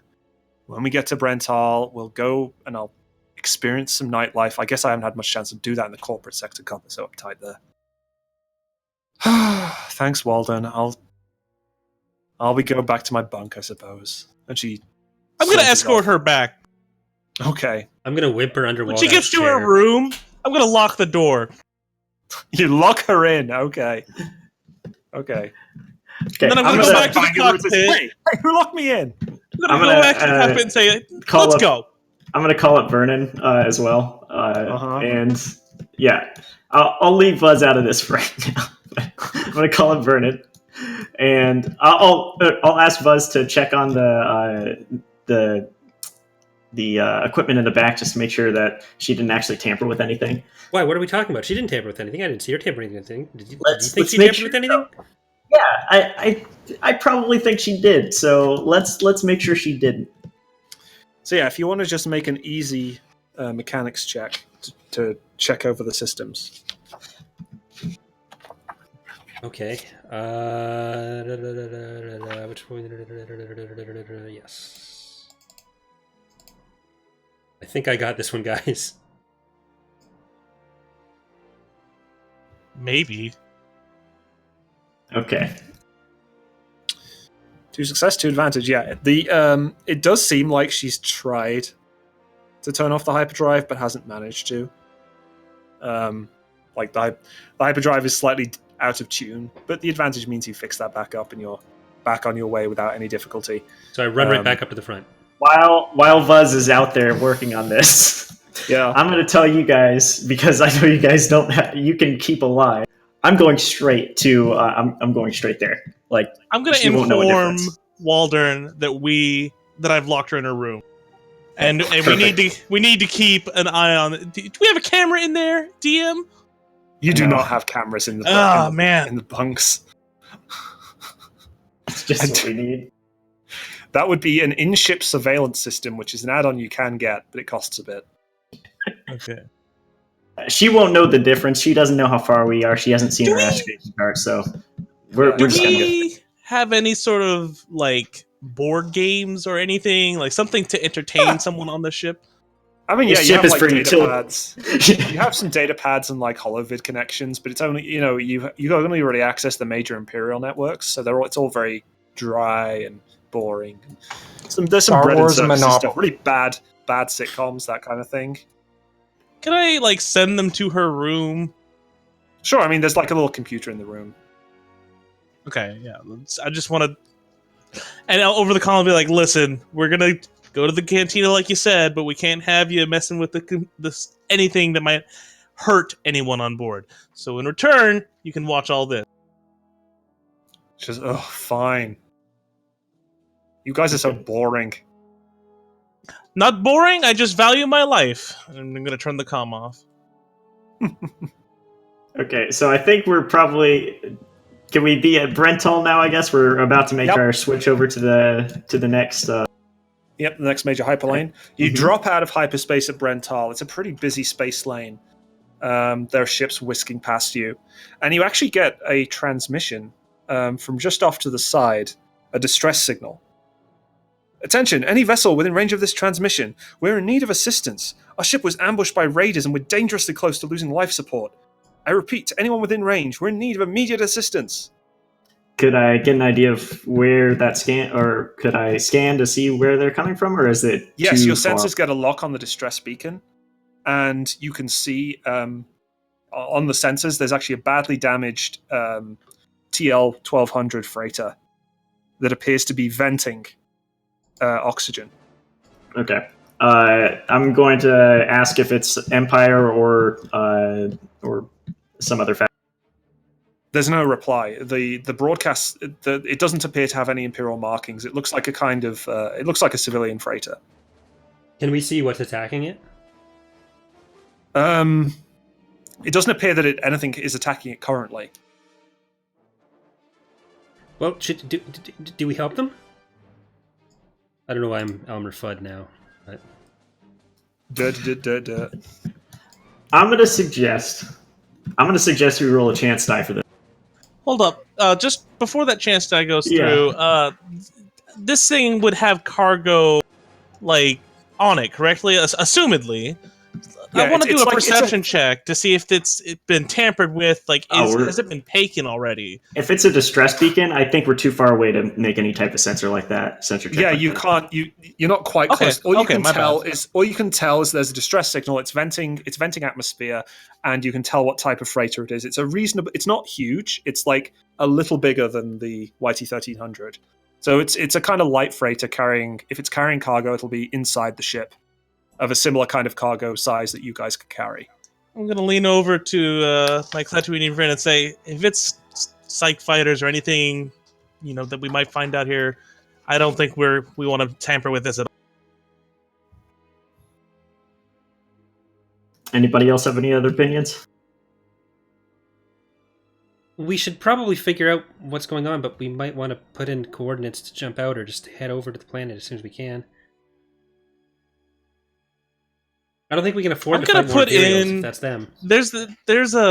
Assumedly, like, we're next to some type of customs, right? Like, someone would be nearby. It's some distant, like the actual, like the main high plane. It's space, so it's all pretty spread out. The nearest ships that you see are on sensor range. Your sensor range is relatively busy, but they are only on sensor range. There's no one within visual range, and you don't think anyone else in your sensor range has sensor range to this ship. Can we broadcast that information to them? You want to send out? You want to like rebroadcast the distress signal to everyone else that assumedly wouldn't be able to detect it. That's what you said, correct? Right. Sure. So you rebroadcast the distress signal that you received, and you get a comm. Hello. Are you all right? This is Freighter 54, Imperial Freighter 54. We're just transporting cargo, but we've got this distress signal. Do you need us to relay this? Yes, there's someone is currently in distress, and we don't have the means to help them. Oh, I see. Yeah, let me just relay that to customs, and they'll head over and pick them up, I suppose. I'm going to cut the channel off and say, if we want to check it out, fine, but being outnumbered is not what I want to happen. We shouldn't risk anything while Zia's on board. Vernon, do you have any thoughts? Our obligations to Athacam come first. I agree.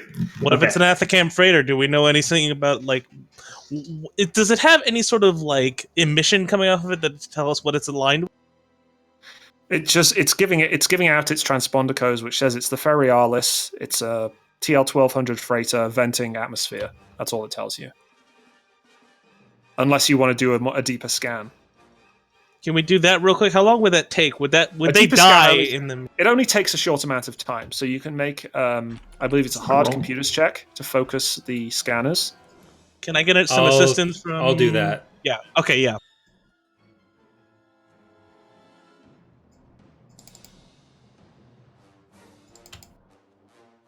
And you want to assist before, or is there Has anyone got any more ranks in computers? No. No one's got more than one rank, so you can add someone can add a boost if Fuzz wants to help. Okay, good. Hey. Yeah. So you scan the ship more closely, and it actually appears there's no battle damage on the ship at all. Yeah, I think it's Guys- safe to say. Guys, there's no battle damage on that ship at all. Okay. I think we're gonna go. I suggest the same. We leave now. Yeah, I'm down. Let's get out of here, Chewie. Hyperdrive. As you move away, you notice on the scanners an Imperial Customs vessel moves in, and as it does, you notice the ship that you were scanning just blinks out and jumps into hyperspace. Huh. What? So basically, the Empire showed up, and the people you were scanning who sent out the distress signal just jumped away. It seems like I'm that gonna scan wipe turned some into a Ithorian scam. sweat and say, well, whatever. It sounds It's like, like people are a out trap a scamming pirate or would do. You Okay. guys are too canny. Well, I guess we'll do an investigation check to jump back, or are we just gonna be able to jump back? You don't need to there's no way you need to jump really. Like you can just head into Brental on sublight. Hyperspace Gotcha. directly into Brent. We're not stopping. We're not stopping. We're going straight through to Biblos.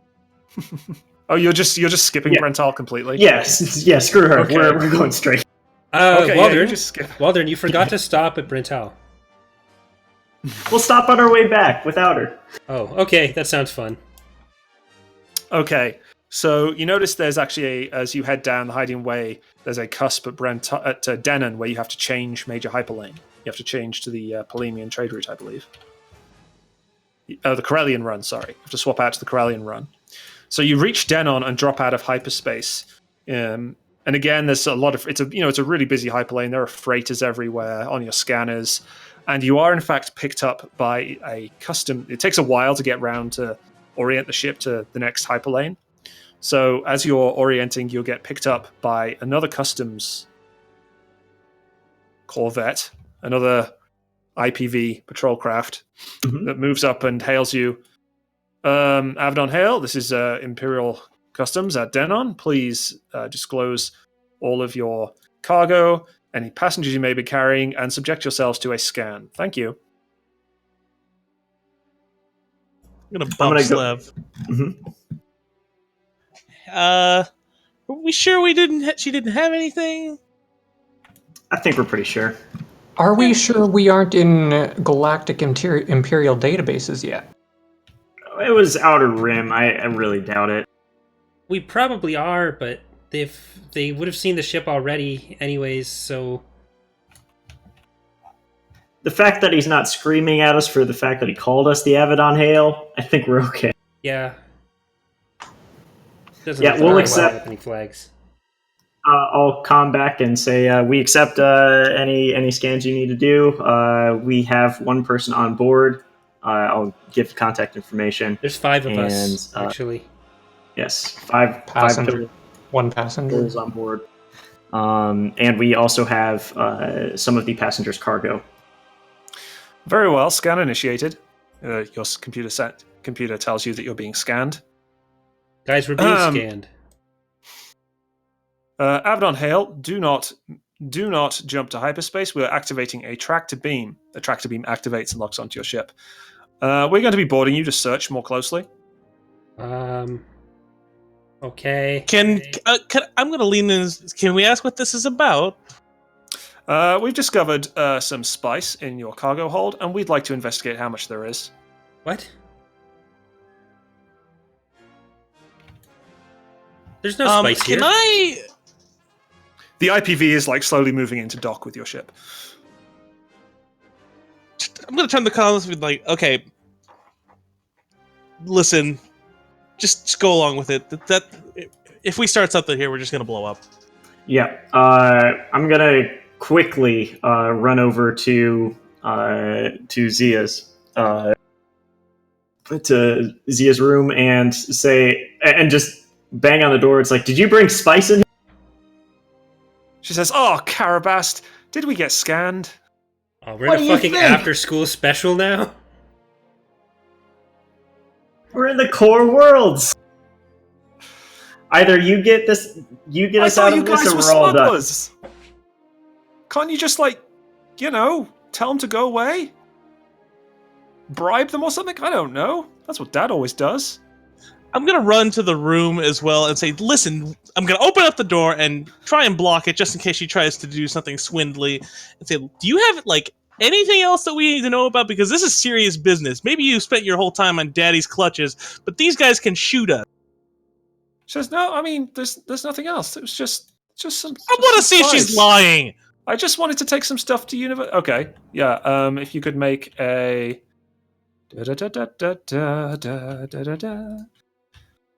Could you make a discipline check, please? It's going to be a drum roll, average discipline check. Could I make if she's like under stress, could we perhaps have a boost from that? Sure. I mean, yeah, sure. You did get shocked. I mean, I don't know. She hasn't dealt with Imperials like this before, I imagine. And you succeed. She doesn't appear to be lying, as far as you can tell. As far as she knows, the only illegal thing she has is spice. I'm going to step in real close and say, okay, like my friend said here, how much? Because I stress with incredible definition that they can just shoot you dead, and you can be rich all you want. The Empire won't care. She says, "Oh, it's just a couple of bags, just a few grams or so." Okay, you're going to show them where it is. I'm gonna step Thar. I'll motion Vernon to stand in front of the door and close the door back. Thar, I'll walk you right outside the door and basically say, if we just hand this over, if we could, and maybe a small bribe, we may be able to get away with this. Just make sure that we just basically say our scanner's faulty and we didn't find it, but we're happy to hand it over. Fine. So, as you're all talking, the IPV docks on top of the... I guess it docks to the side into the docking bay of your ship, and the clamps lock on, and the door opens. An officer walks in wearing his grey uniform, flanked by a couple of naval troopers wearing black uniforms. Just going to be very friendly and shake his hand. Says, yes. Look, Ithorian, we're just going to scan your ship by hand and find where this spice is located. And then if we find you've got anything to do with it at all, that's going to be a Class 4 infraction, you hear? We didn't know about it. It's actually our boss's daughter. You may know him. Bosses? We didn't scan her stuff because if I'm your gonna grab boss him by told the you to mouth. if your boss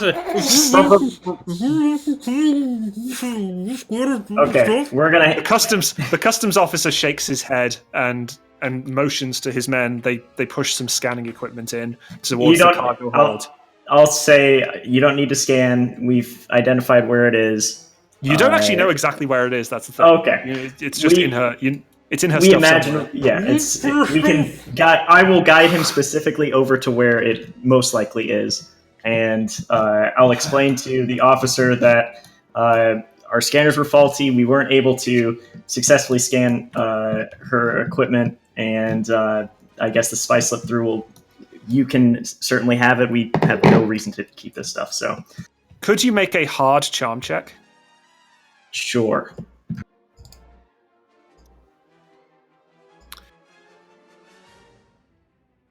Did my muffled yelling help at all with this? No. I would argue it adds a setback, if anything. Wow. No, God!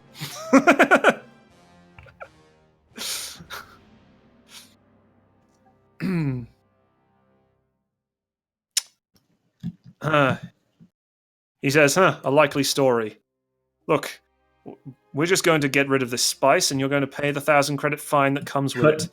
Could I have, for the advantage, could I have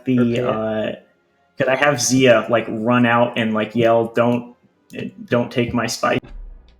Sure. She somehow has like sliced her way through the door, runs out pushes her way past Vernon, who isn't quite quick enough to catch her, and yell. I don't know, I'm Vernon. still Do you just want to try and watching the catch her? door.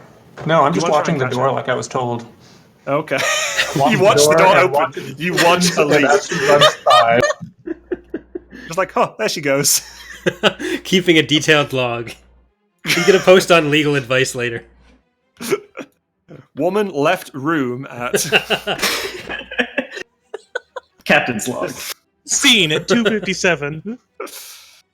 So she runs out and says, "No, don't take my spice." I'm going to grab her. The officer raises an eyebrow and says, "Oh, is your passenger the one who brought it on board?" Yeah, that's like what I I was saying.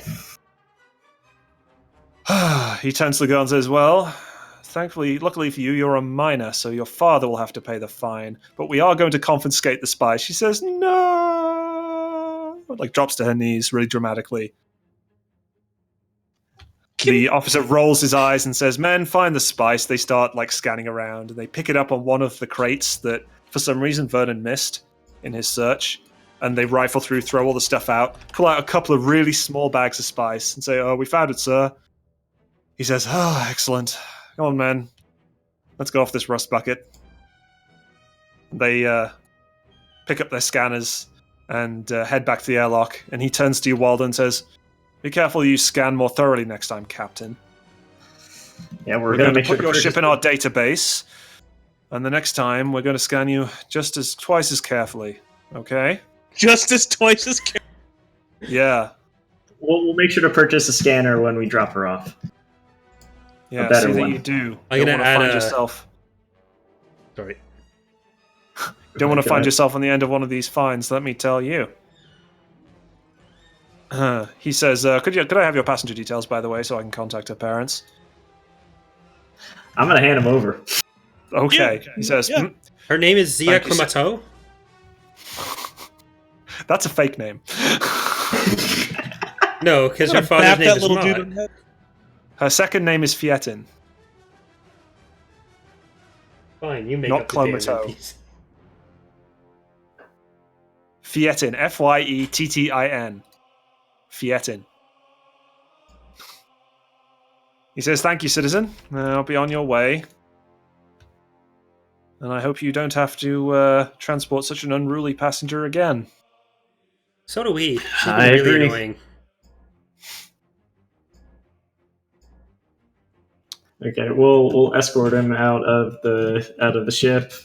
Once the door closes, I'm gonna look back at Zia and basically, if you ever want to get in this game, here's the number one rule: don't smuggle in the core world. She says, "Oh, fine. I was hoping we'd stop before we got to the core worlds, but you guys just didn't see the fun of it." She stomps off to her bunk. "And you better clear up my stuff." I'm gonna walk over to Slever and say, "Hey, can I see your blaster real quick?" Oh god. I'm gonna say no. No. Can I just see it real quick? Just What are gonna you put doing? it to stun. Gonna put it to stun. Oh, why? Let's just lock her in a room again. I say I have it on stun, and it's gonna stay in my holster. I swear, we need to find a way to show her just how terrifying the Empire is. If we start assaulting her, then we're probably going to be in trouble with her dad. Yeah, remember, we have to talk back with her dad after this. I'm gonna take 2 big, deep breaths with my gaping mouth and be like, "Fine, can we just get going?" Yes. Thanks for the graphic imagery there. So you reprogram the Navicomp with the new hyperlane, jump onto the Corellian run, and shoot off to Byblos. It only takes a few hours from Denon to Byblos, and you drop back out of hyperspace in orbit. Byblos is this really urbanized world. It's just city everywhere. There's some industrial smog. Everyone knows that it basically is the home of Blastech Industries, the premier blaster manufacturer in the galaxy. But that's about all it has going for it. Otherwise, it's just an industrial planet. With lots and lots of people. And a university. And a university, apparently, yeah. So, you head in towards Byblos, and you're hailed by the university, actually. Avdon Hale, this is the University of Byblos. You're expected. I assume you have Zia Fietin on board? We do. Yes, her father called ahead to let her know she was coming. We have some private landing pads over on the west side of campus. If you could just take landing bay 6. Okay, we will fly over to landing bay 6 and land. Okay. Walden, while we're landing, could you describe Walden's piloting style? I'd like to hear about Walden's piloting style. Sure, yeah. So Walden is a consummate professional. He will have now hold on. He's a consummate professional when the situation is dire. When the situation's not dire, he flies a little bit faster and loose. So during this, he may accelerate and decelerate a little bit harder than average. So the inertial dampers can't quite handle it, and everyone's rocked around a little bit. Yeah. It's where the rattling comes from, mainly. It's from from him messing around. Okay, Yeah. that's good to know. That's good to just know. to keep his skills sharp, really. Right, okay. So you come into land, like the university campus is a bunch of office towers, basically, in the middle of one of the major cities on Byblos. I mean, it's all city, but the major, like, sub-city regions. There's a lot of landing pads. You can see a lot of young students of various species coming and going. Freighters, much like your own, lifting off. Some fancier, like, luxury liners docked at the landing bays. And you come into land, and there's what looks like some kind of porter droid, a binary load lifter of some kind, waiting in the landing bay. Okay, we'll open up the dock, and we'll basically just walk out and greet the porter. I imagine there's going to be some more assistance actually getting this cargo out of our vehicle. Yeah, the droid beeps and starts stomping up. Like, it's a binary load lifter. It's not very smart. It just starts stomping up to the loading ramp of the Abdon Hale. And, like, you know, I assume you guys have opened the loading ramp for it. Yes. And it starts walking in and starts taking out the crates of Zia's belongings. Zia herself hasn't left her cabin. Don't forget to take her off the ship, too. The binary load lifter droid beeps at you in a way that says, I'm only here for the cargo. She is the cargo. It beeps again. Only boxes are cargo. These droids aren't very smart. It's these boxes, they're cargo. That's about all it does. Is there any concierge or somebody like that at this private loading dock that I could perhaps talk? Oh yeah, a protocol droid is waiting to one side. You couldn't see it when you immediately landed, but it's standing to one side of like the kind of the door in and out of the landing bay. Okay, I'll walk up and greet it. Hello, sir. How are you doing today? I'm very well, thank you, sir. It is an excellent day to be visiting Byblos University. Yes, it is. We're here to transfer Zia over to the university. Ah, yes, Zia Fiatin. And your passenger is... Where is she located?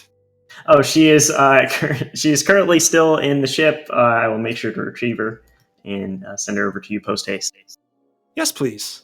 I'm here to show her to her quarters. Okay. I'm going to walk back into the ship. Anybody else want to do anything before I want to follow him. I want to follow goes him. down? As she leaves, I want to try to trick her into paying us a bit more.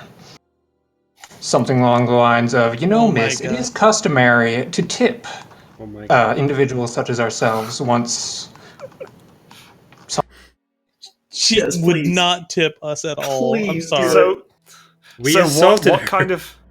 What kind of role are you thinking you're making here? Deception. You're lying to, because it's not customary lying. to tip you guys at all. You guys never get tipped. No, so you're trying to lie. Okay, so if you could make a hard deception check, please.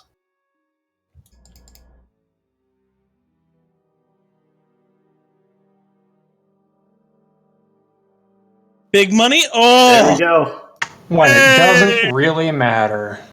She says, "Oh, fine. Here's 100 credits," and she like presses a chit into your droid palm. She's still sitting in her bunk, by the way. She's just sitting in there. She hasn't left yet.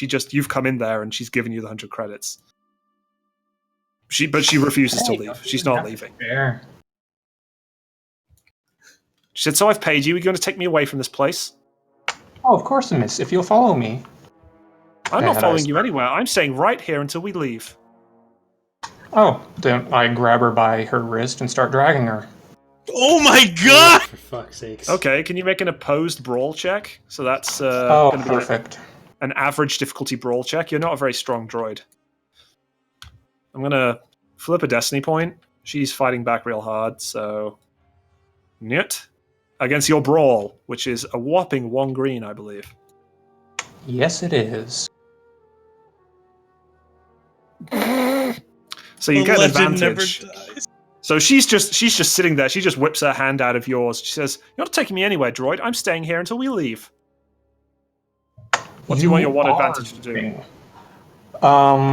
Soften her up to the next person who comes in, just to try to make it a bit easier for them to deal with. Okay. Yeah, she seems a little tired from exerting herself to trying to stop you.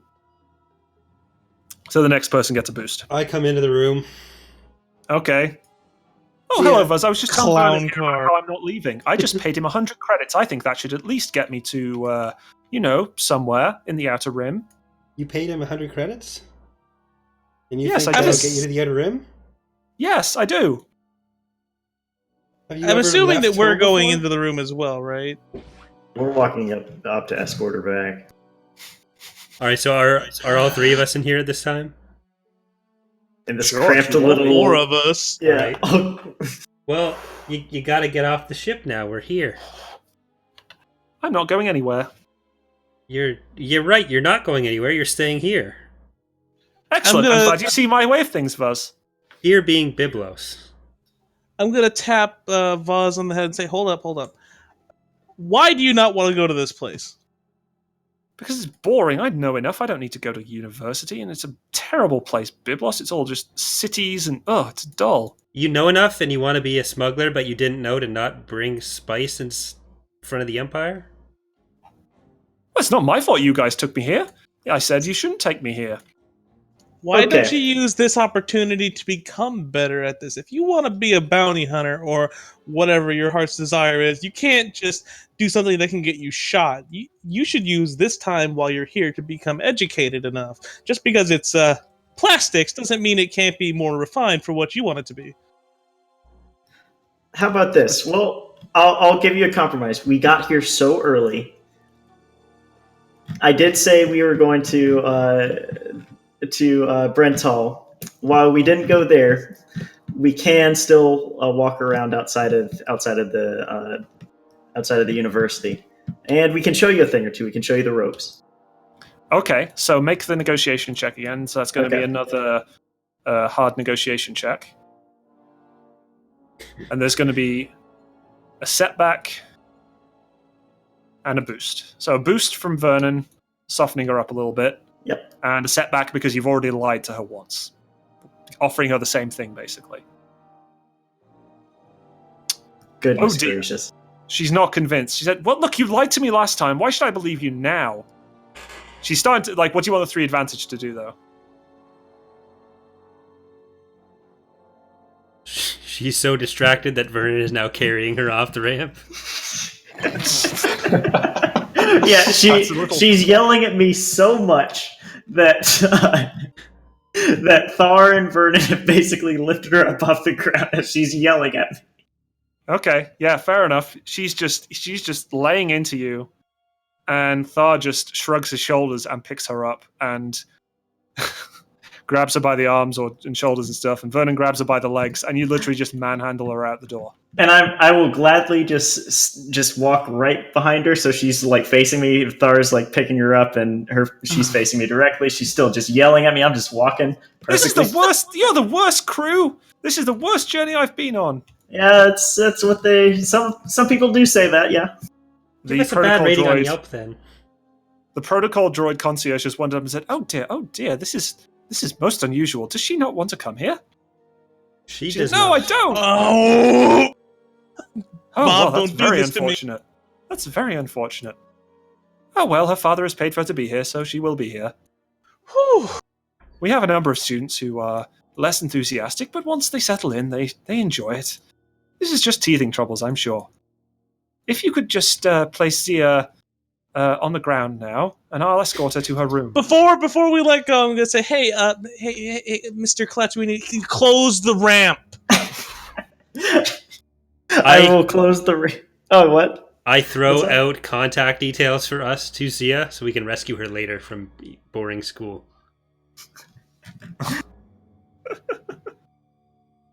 Okay, I'm closing the ramp before you let her go. Okay, the ramp is closed. You set her down, and she stands there with her arms folded and says, "Fine, I guess you guys win. Congratulations, you've sent a girl off to the most boring fate in the universe." Can't be more boring than being a doctor, I assure you. She scoffs and stomps off after the protocol droid. I bet she'll be really popular after getting to school and showing that kind of tantrum. Were there other students witnessing this? No, there's no. There's a private document. There's no one there. Okay. Never mind. Sorry, Yeah, she hasn't so- just shown herself off to be a child. It's fine. I So you can all breathe a sigh of relief. I'm gonna go take a knee. Can I'm gonna ask Lemon for his long range communicator real quick. Yeah, it's back in the ship, so we'll have to go back in. I'll open the dock again. All right, let's just go contact her father and Athacam, please. Yep. All right. All right, so we're all back in there. You ping Athacam from the bridge, and again, her father answers. Mott Fiatin, has Zia been delivered safely? Zia has been delivered safely. Excellent. I'll check in with her at the university later in Biblos time. What time is it there right now? It's like 2 p.m. Cool. Time for Yeah, us so to we leave. still arrived a few days early, correct? Yes. Are you going to try and get more credits from him? Oh, No, Jesus. I'm not going to try and get more credits from him. I'm just going to let her know we arrived a few days early, and that's really about excellent. it. That's good to hear. Give her more time to settle in. I'm sure she'll love it there, my old alma mater. Wonderful place. Did you know about your daughter's drug problem? Drugs? Oh! Yes, deject some kind of embarrassed coughing on the other side. Oh, well, yeah. Yes, I've had to, get through customs through other means occasionally. That was Okay, I've talked information to her. we should have known about. I've talked to her about it before. I didn't think she'd do something so silly as take it with her to university. I'm gonna give him the ticket number I assume we got from the Empire. Yeah.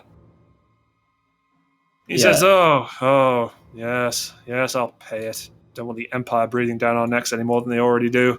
Certainly. You Well, wouldn't now that she's made happen. it. It's going to make it really difficult for us to do any further work in the future if they're always going to be scanning us. So you wouldn't happen to have other transponder codes we could use. Well, you'll have to talk to the, let me think, Communications Transport Department. I think they're based at the main offices on Rinnell. Quite nearby, actually, in many ways. And is there any way that we'd be able to get just access to that to use for ourselves without having to pay for it? Oh, I mean, I'm sure it'll be taken out of your next paycheck if you go talk to them. It's quite expensive changing a ship's transponder code. But We there's need not our like best techs on the job. any company like set of codes that we could just have access to. Seems like the kind of thing that would be any good set of technicians that are working for the company would have set up. Well, I'm sure you know as well as I that changing ship transponder codes is, well, it's illegal. Changes the Bureau of Ships and Services record, and then you can pretend to be any ship. That's why the Empire stopped it. Okay. So, if you want to go through the proper channels and have your transponder code changed correctly, go to the offices on Rinnell. Oh, and I believe, Walden, you should have a data pad with your ID waiting for you there as well. Much appreciated. Thank you very much. So yeah, drop by the main offices on Brinnell. They might have another job for you as well. But and yes, if I agree, you may want to change the transponder codes for the Avon and Hale. But I'm sure it'll be fine. I mean, you're never transporting anything illegal, are you? A few scans here and there shouldn't be a problem. Well, we thought that too, but then People brought drugs on There your was ship. spice on the ship. Oh, well, I'm sure that was just a one-off. I doubt you'll have to transport my daughter again anyway. Doubtful, and I'm going to close the comms. You can't just hang up on your boss. He's not our boss. Indirectly. He's our He's boss's middle boss. management. I guess he is the Rachel Green of this company. So Yeah. never mind. Oh. Okay. Okay, thank God that's over. Montfietin will remember that. Ah. Okay, so what do we do now, everyone? We could explore the city a little bit if we want to. We're getting crunk? Yeah. There is Yeah, that baby! certification form. One of us just pulls out a bag of spice. No, that's not canon. You gonna Oh, use we the have best canon report for and that non-canon? spice? Oh, dear. Yeah. Luckily for you guys, the day on Byblos lasts 38 hours, so you still got plenty of hours left in the day. I imagine that we probably have to go to another port that's not part Yeah, I of the mean, you're currently in the university. university campus, so you'd have to go elsewhere. Yeah, we need to get away from these children. I'm done with kids. No more kid transports. That was horrible. Okay. I think that was just Bob's way of trying to see if I'd barbarian check the objective. And you tried to. I wanted to, but money. Dollar bill. Oh yeah, you gotta make sure you remember to record that 200 credits that you stole from her, basically. No, it's mine. I'm gonna take that $200 and get crunk. Let's find a cantina. Alright. Okay, we'll go and fly into one of the more main docks here at Sure. at You head to Starport Tower 214, and there are multiple of these towers throughout Byblos. They're kind of like general visiting places where you can dock your ship for... they have free parking, actually. They're tall enough to have free parking. And you have to fly in through this kind of inner ring and then dock inside them. And these towers, they're over 3,000 levels tall. They're massively... they're really wide. They're big enough for hundreds of starships to dock at. Thousands of starships. While we're doing that, can I try and look up a ship check for the Ferialis? Sure, you want to look that up. You'd have to go to the nearest Bureau of Ships and Services office to do that, but there'll almost certainly be one at the tower. Okay, I'd like to do that. Like, I'm actually yeah. kind of curious about that as well. You dock in and head out into the... it's basically a huge shopping mall. You walk past a Biscuit Baron restaurant, Homar's hotels.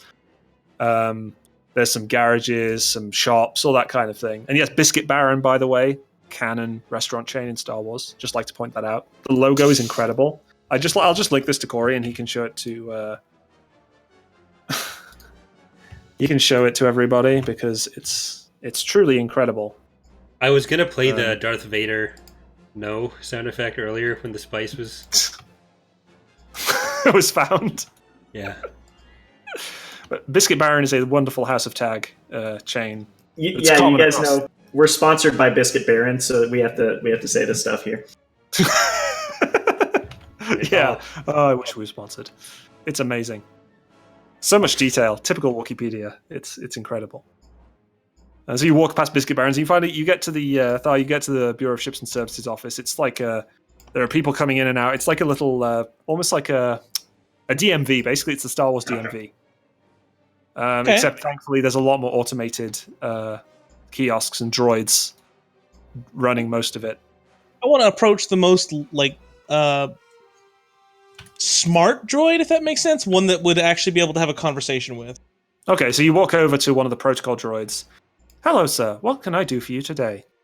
Yeah, I'm trying to look up a ship called the Ferialis. Would you happen to know if one's been stolen or anything related to that? Let me see. Let me access the public records. Please wait a moment. And you see the droid whir and access one of the, plug in with its finger into the computer system. The Ferialis was reported stolen in the Outer Rim 5 years ago. What model of the was the Fairy Alice? It was a Ship model? TL1200. Okay. Silhouette 5, so it's a bit bigger than your ship. Well, the Empire seems a bit strapped for resources right now. Do you think they might have any sort of evidence as to where it might have turned up? Maybe we could take a look at that. I'm sorry, sir, that kind of information is restricted. Is there anyone I can talk to that would have the ability to tell me more about that? While he's doing that, could I try to... Is there like a public computer that I'd be able to use and try to like slice this information? You want to try and slice something in the Bureau of Ships and Services office? I would suggest against that. What we could probably do is basically offer our services as bounty hunters to the Imperials for that. They would probably be interested in somebody trying to find that shit. That's kind of the next logical step, but what would the robot say to what I just asked? It says, yes, sir, let me get my manager. The robot toddles off to the back and comes back with an overweight old human man. Says, yeah, what do you want? Just looking for some information on the ship, the Ferial. No, is that... He looks at the computer screen. Oh, that one.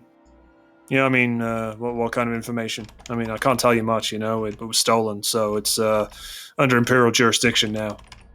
Well, of course, we're bounty hunters, sir. I'm just trying to get as much information as possible. Show me a bounty hunter guild card. I'm sorry, sir. We're bad bounty hunters. Then I'm sorry, I can't tell you anything more than my job's worth, I'm afraid. Next! He waves you away. One second. Do you think that the Empire would be able to tell us more since it's under their jurisdiction? Yeah, I suppose. I mean, you could go to the nearest... maybe the Bounty Hunters Guild has a bounty posted on it. I don't know. There's an office in Tower 314. Look, I can't tell you anything more. It's out of my hands. Thank you. And I want to, whenever we're done, everyone else is done, I want to go to where he's fast. Yeah, I agree. Okay. So what else? Sorry, guys. What else do you guys want to do in this Starport Tower? As I said, there's food, there's shops, you've all got a few more credits than you had before. I'd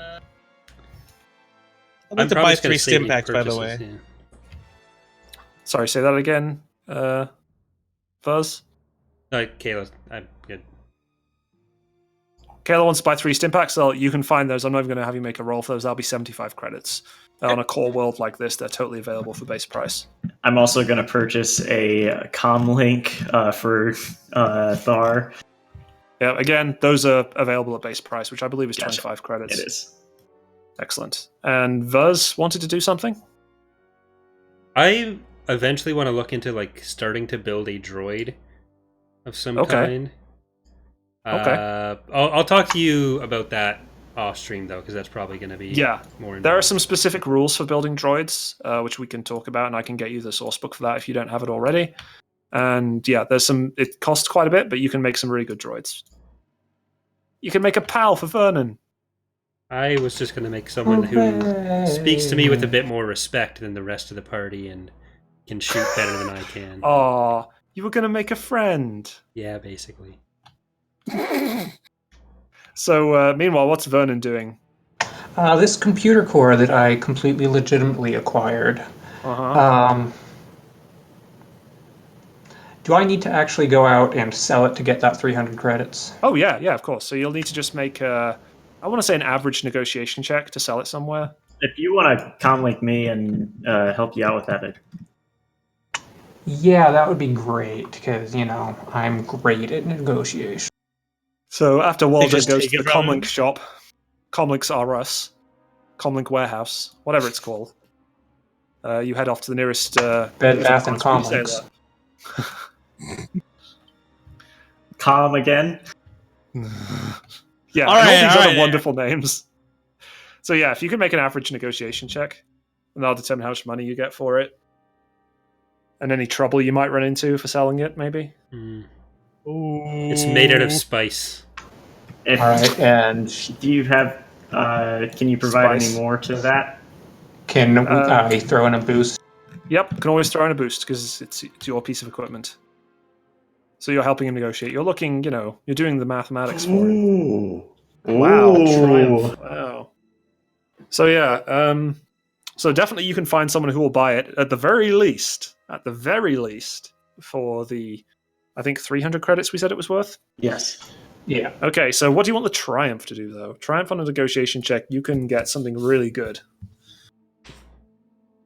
Say You this get a was really nice like, bit of kit. yeah. Ideally, say- computer kit. okay, so we could either two things we could do here.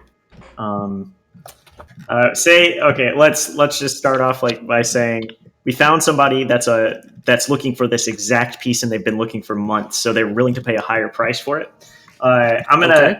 So we know that information. I'm gonna offer up to the rest of the group. We could improve the Avedon Hail, or we could with this money, or we could help Vuz build a droid. Buzz likes droids. What The about a droid who owns that this computer core prefers improving the Avedon. What about a droid that improves the Avedon Hail? It's going to be a droid that improves the security of the Avedon Hail. Basically, think HK-47. Let's go with whatever You Inertial want to make a wants battle to do. droid, okay. Let's just go with whatever Inertial wants to do with it. It's his device. Yes. No, I like what Sleverd was saying. If we can just barter it into some improvement for the ship, would be pretty good. That's surveillance. Or the like a droid. Like a ship part. So let's have a look at some ship parts and give you a quick idea of the kind of things you might want. Try to make this less of a buying from. Here we are. Starship and vehicle modifications. Advanced targeting array. The advanced targeting array upgrades the ability of gunnery checks when firing the ship's weapons by 1. So you basically gain an ability die when you use the guns on the ship with the advanced targeting array. Trying to remember what the cost was for the anti-personnel weapon on the ground buzzer. Yeah, I think so. I believe that. I believe that is conveniently in Fly Casual, the book I have right here.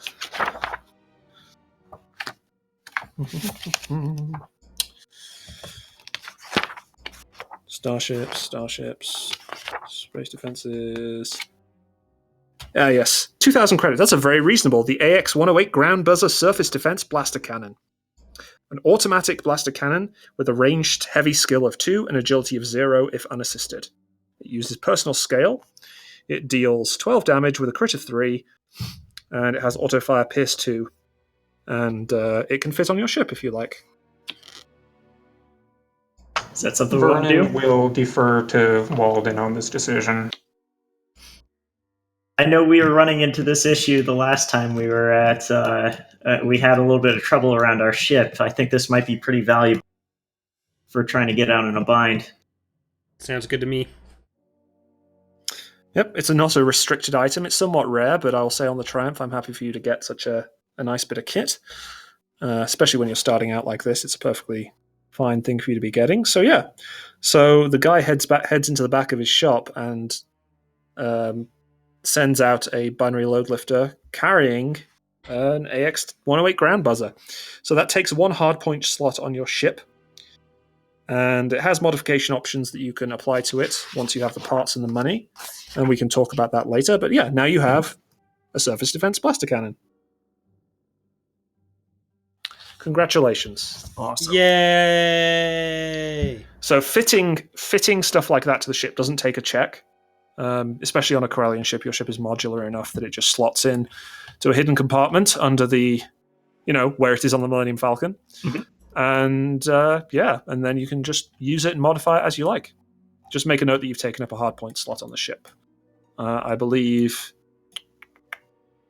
it's the one thing it doesn't show on the on the little card I got out here is the hard point count. But I know it has the YT1300 has loads of hard points. That's the whole point of it.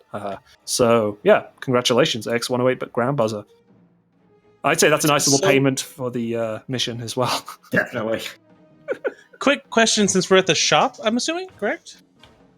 Yeah, sure. Would he? Am I allowed as a player to ask for specific items? You would need to roll another negotiation check. Okay, and that would determine whether you find the item and how much it costs.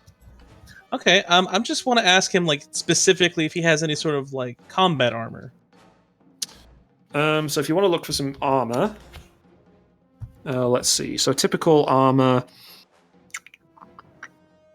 He says, "Oh no, I don't sell that kind of thing here. You'll have to look around elsewhere for it. I mostly sell ship supplies and such. There's some shops down the road. If you want to search for some armor, so what kind of armor are you looking for? Something to, like, ideally in the list here, I saw chitin armor, and that looked specifically more what I was looking. What's the rarity of that? 6. 6. Okay. So 6 rarity.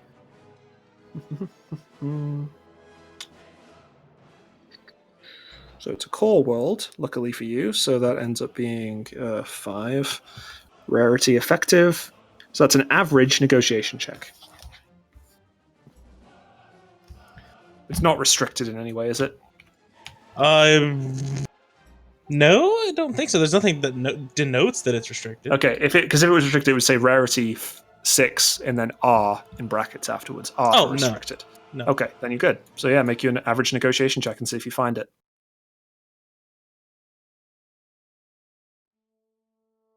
If you search all around the spaceport tower, but all you find is you find a clothing shop that's selling some heavy clothing, but it looks a bit beat up and it doesn't look very, it'll protect you from much. Okay. So yeah, unfortunately, it doesn't seem like that kind of armor really sells a lot to the large number of humans who are mostly on Byblos. Okay. Okay, and with that, I think. Do you guys want to head to Rinal before we end the session? Sure.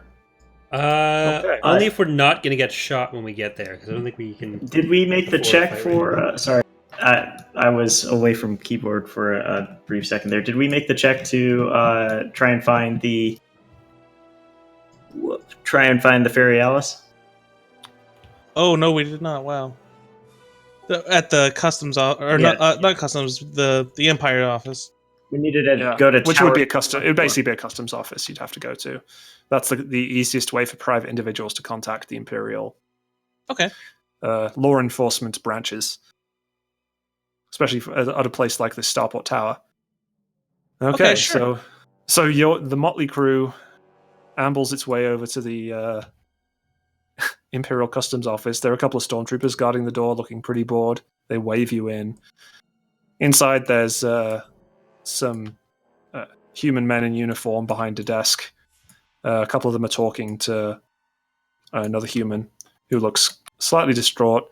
And then otherwise, there's one looking kind of bored behind the desk. Is the other one that's distraught talking to anyone? Yeah, they seem to be talking about some kind of problem with paying a fine. Okay.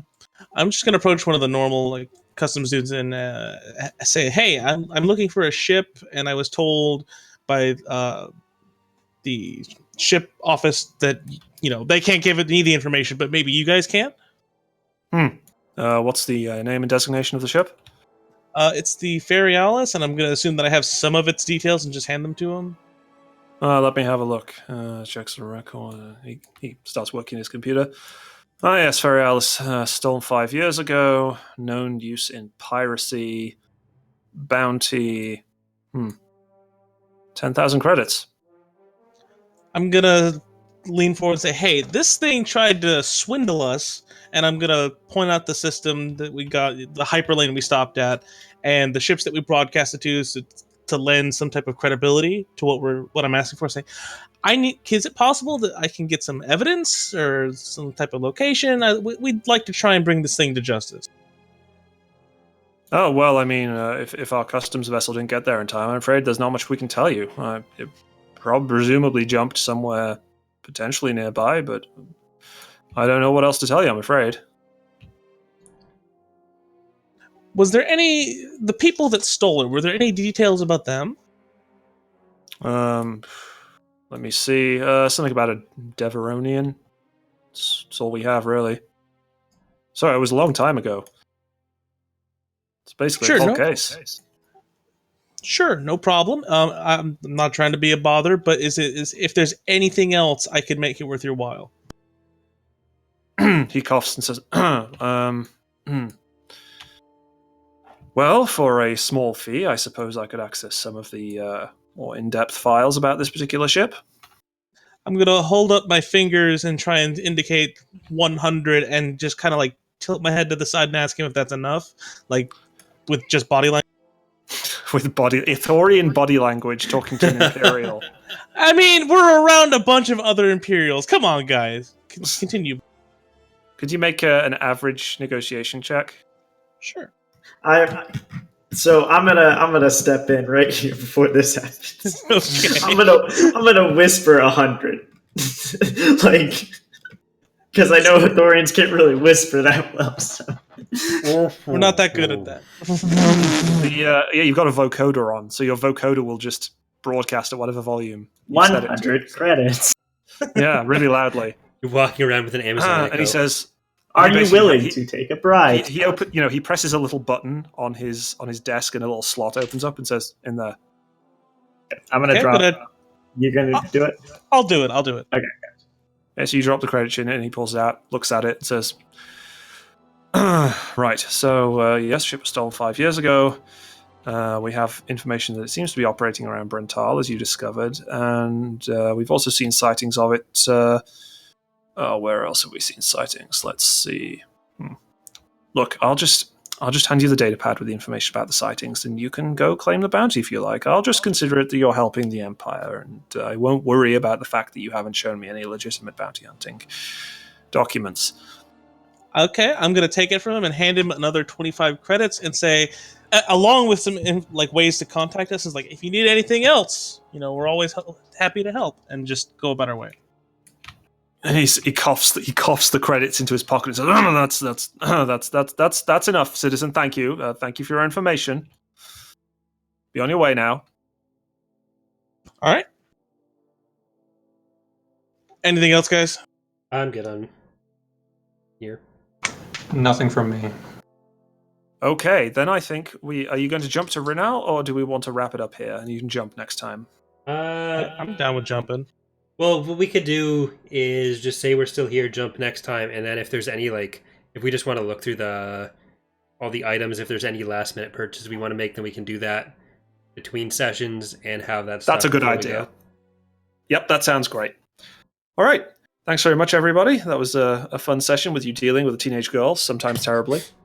Thank you. Sometimes. I mean, you only used corporal punishment once. I'm impressed. Hey, man. All right. Well, thank you for joining me, everyone. Thank you, Bob, again for GMing for us here.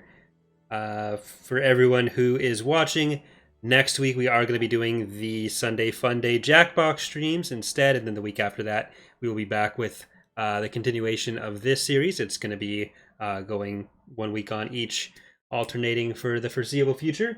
So that should hopefully give everyone a chance to watch anything that they need to catch up on, either from this stream or the last one.